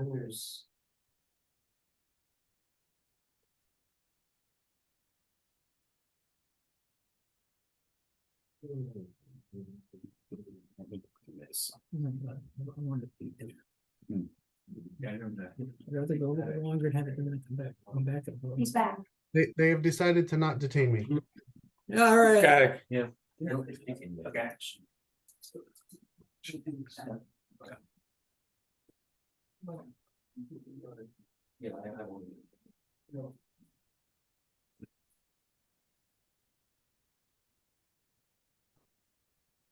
You're not under arrest? I'm not. I explained that I was doing a hearing late, so Thank you. I believe my boss has been informed that I'm here. Attorney Dumont, I was distracted when I answered your very last question. I don't know if you remember what it was, but if you do, I would love it if you could ask it again. I think I asked you if the results for DNL were ones you would have predicted before you did any analysis, and you said they were. The DNL of 48, is that what we would have predicted? Is that what you're The asking? DNL is unchanged. Oh, that the DNL is unchanged? I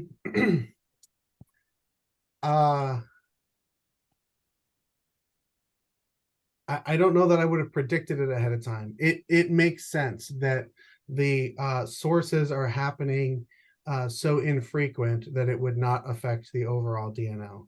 That is the point of the analysis, but so it makes sense. I don't know that I thought about it ahead of time before doing the analysis.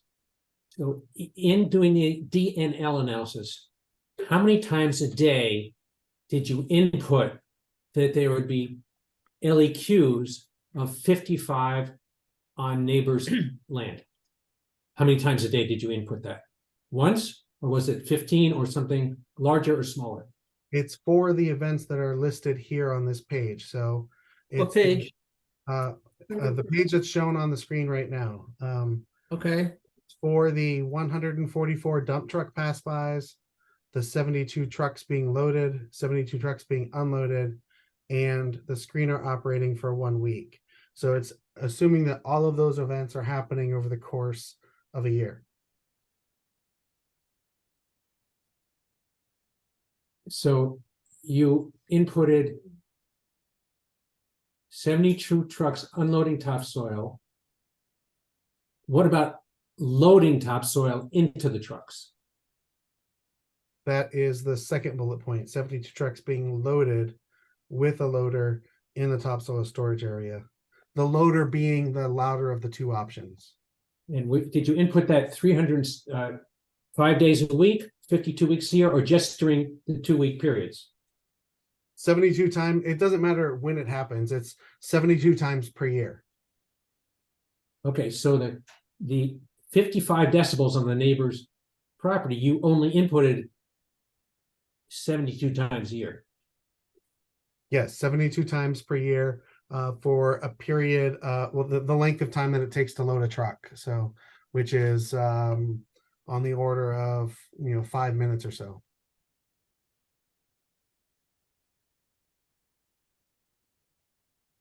Finally, I want to see if I understood your answer to Mr. Moyer's question. What is the length and height of the berm that you built into your model?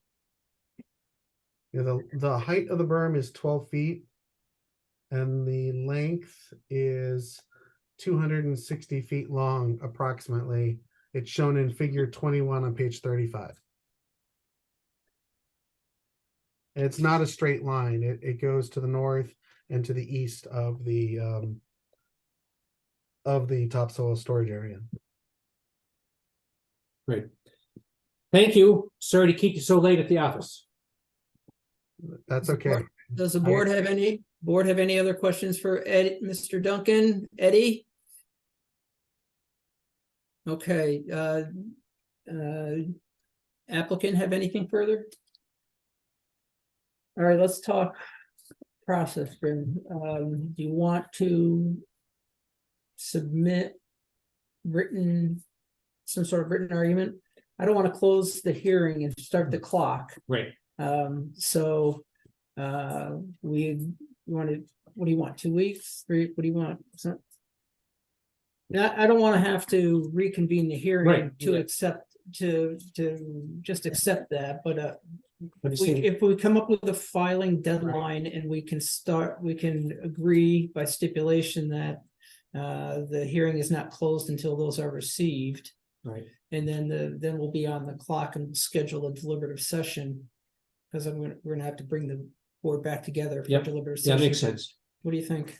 So I already submitted a letter Right. with my argument that this doesn't qualify as a business yard. Right. And if you agree with that, then much more what you talked about today, you don't need to answer because Sure. it doesn't qualify. So I will summarize that, but I really need to propose findings to you on all the other issues as well.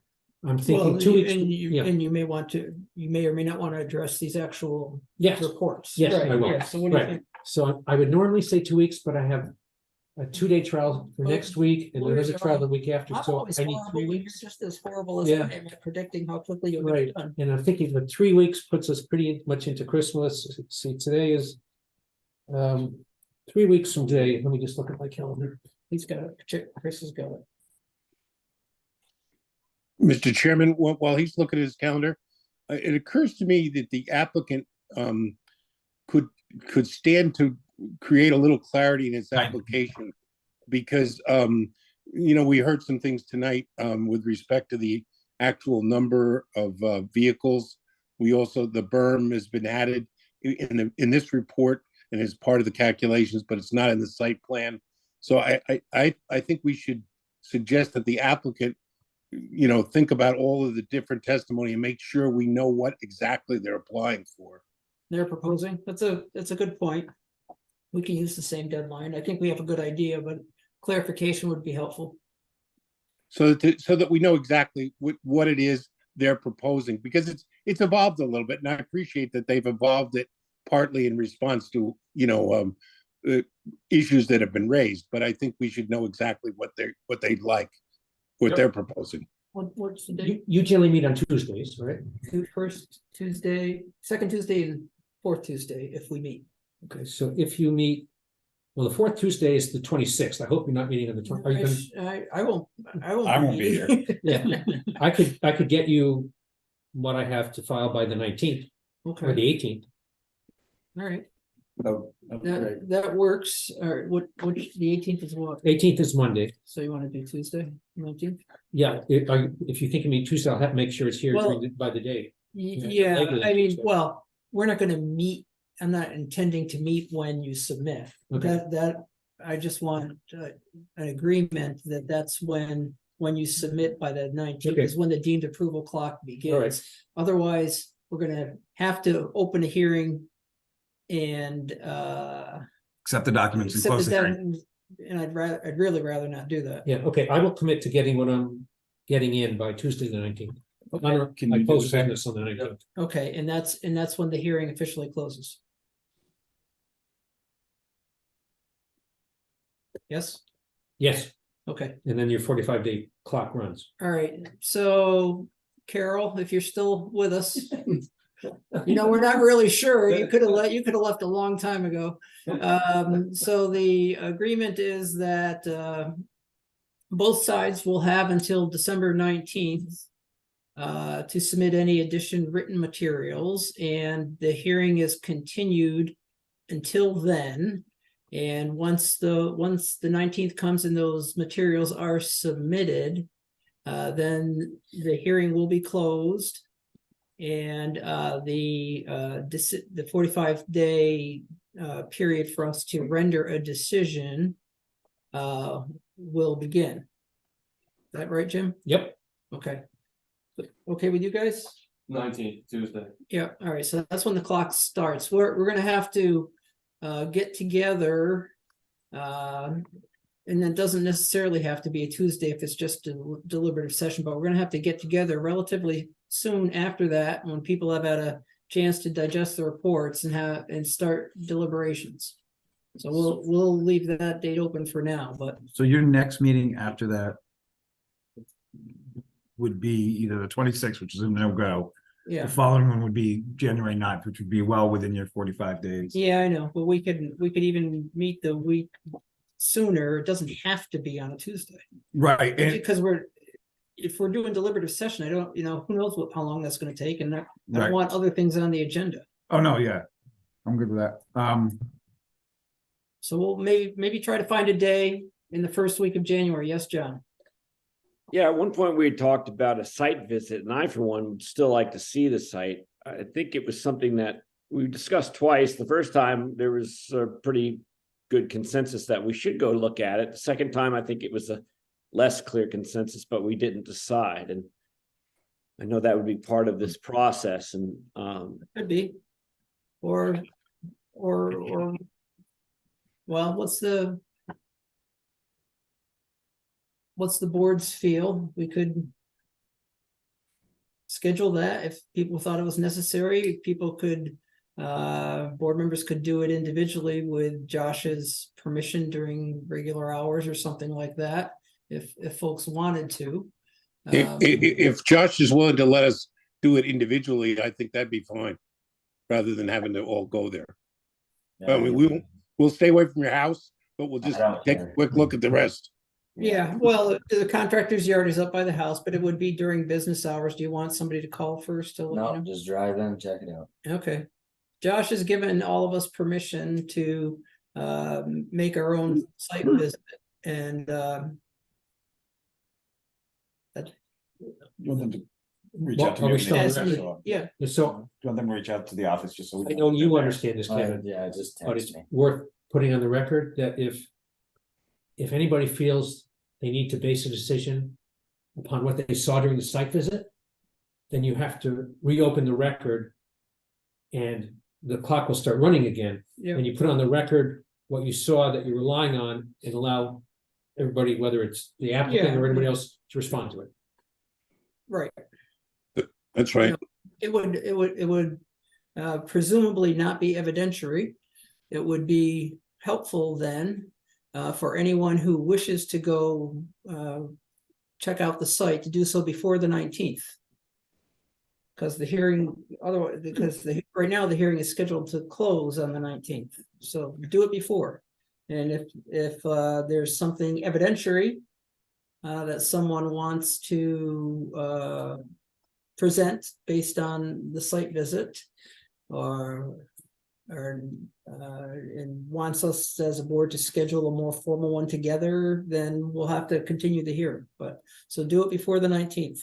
And Josh has asked if anyone who's going up, if you could just call the office and let us know that you're up there, so that if we get calls that there's random vehicles driving around his property, we can give them a heads up of what it is. Yep. So if you could just let the office know, either call my office or shoot me an email on the day you were hoping to go up, that'd be great. I do, since a site visit is usually done as a group and all the parties can participate. I'm not saying you shouldn't do it individually, but I think my clients should have the same opportunity. So maybe I'd like to ask Kevin, maybe when you go, you could just take people with you who want to come. Is that all right? Or whoever wants it, so that my clients have a chance to see what you see, that's all. They've already seen the whole property. Yeah. Yeah, but from the inside, you know, because they can't go on it, they can't just wander on it, so. Okay. Is that all right with everybody? Yes. Yeah. So I'll ask Kevin, since you're the lawyer, and I know you won't discuss the case with anybody. Nope. Just when you go, just say whoever wants to come with me, this is when I'm going. So I'll let you know. Sure. Is a Saturday okay, Josh? Yep. I still have a day job.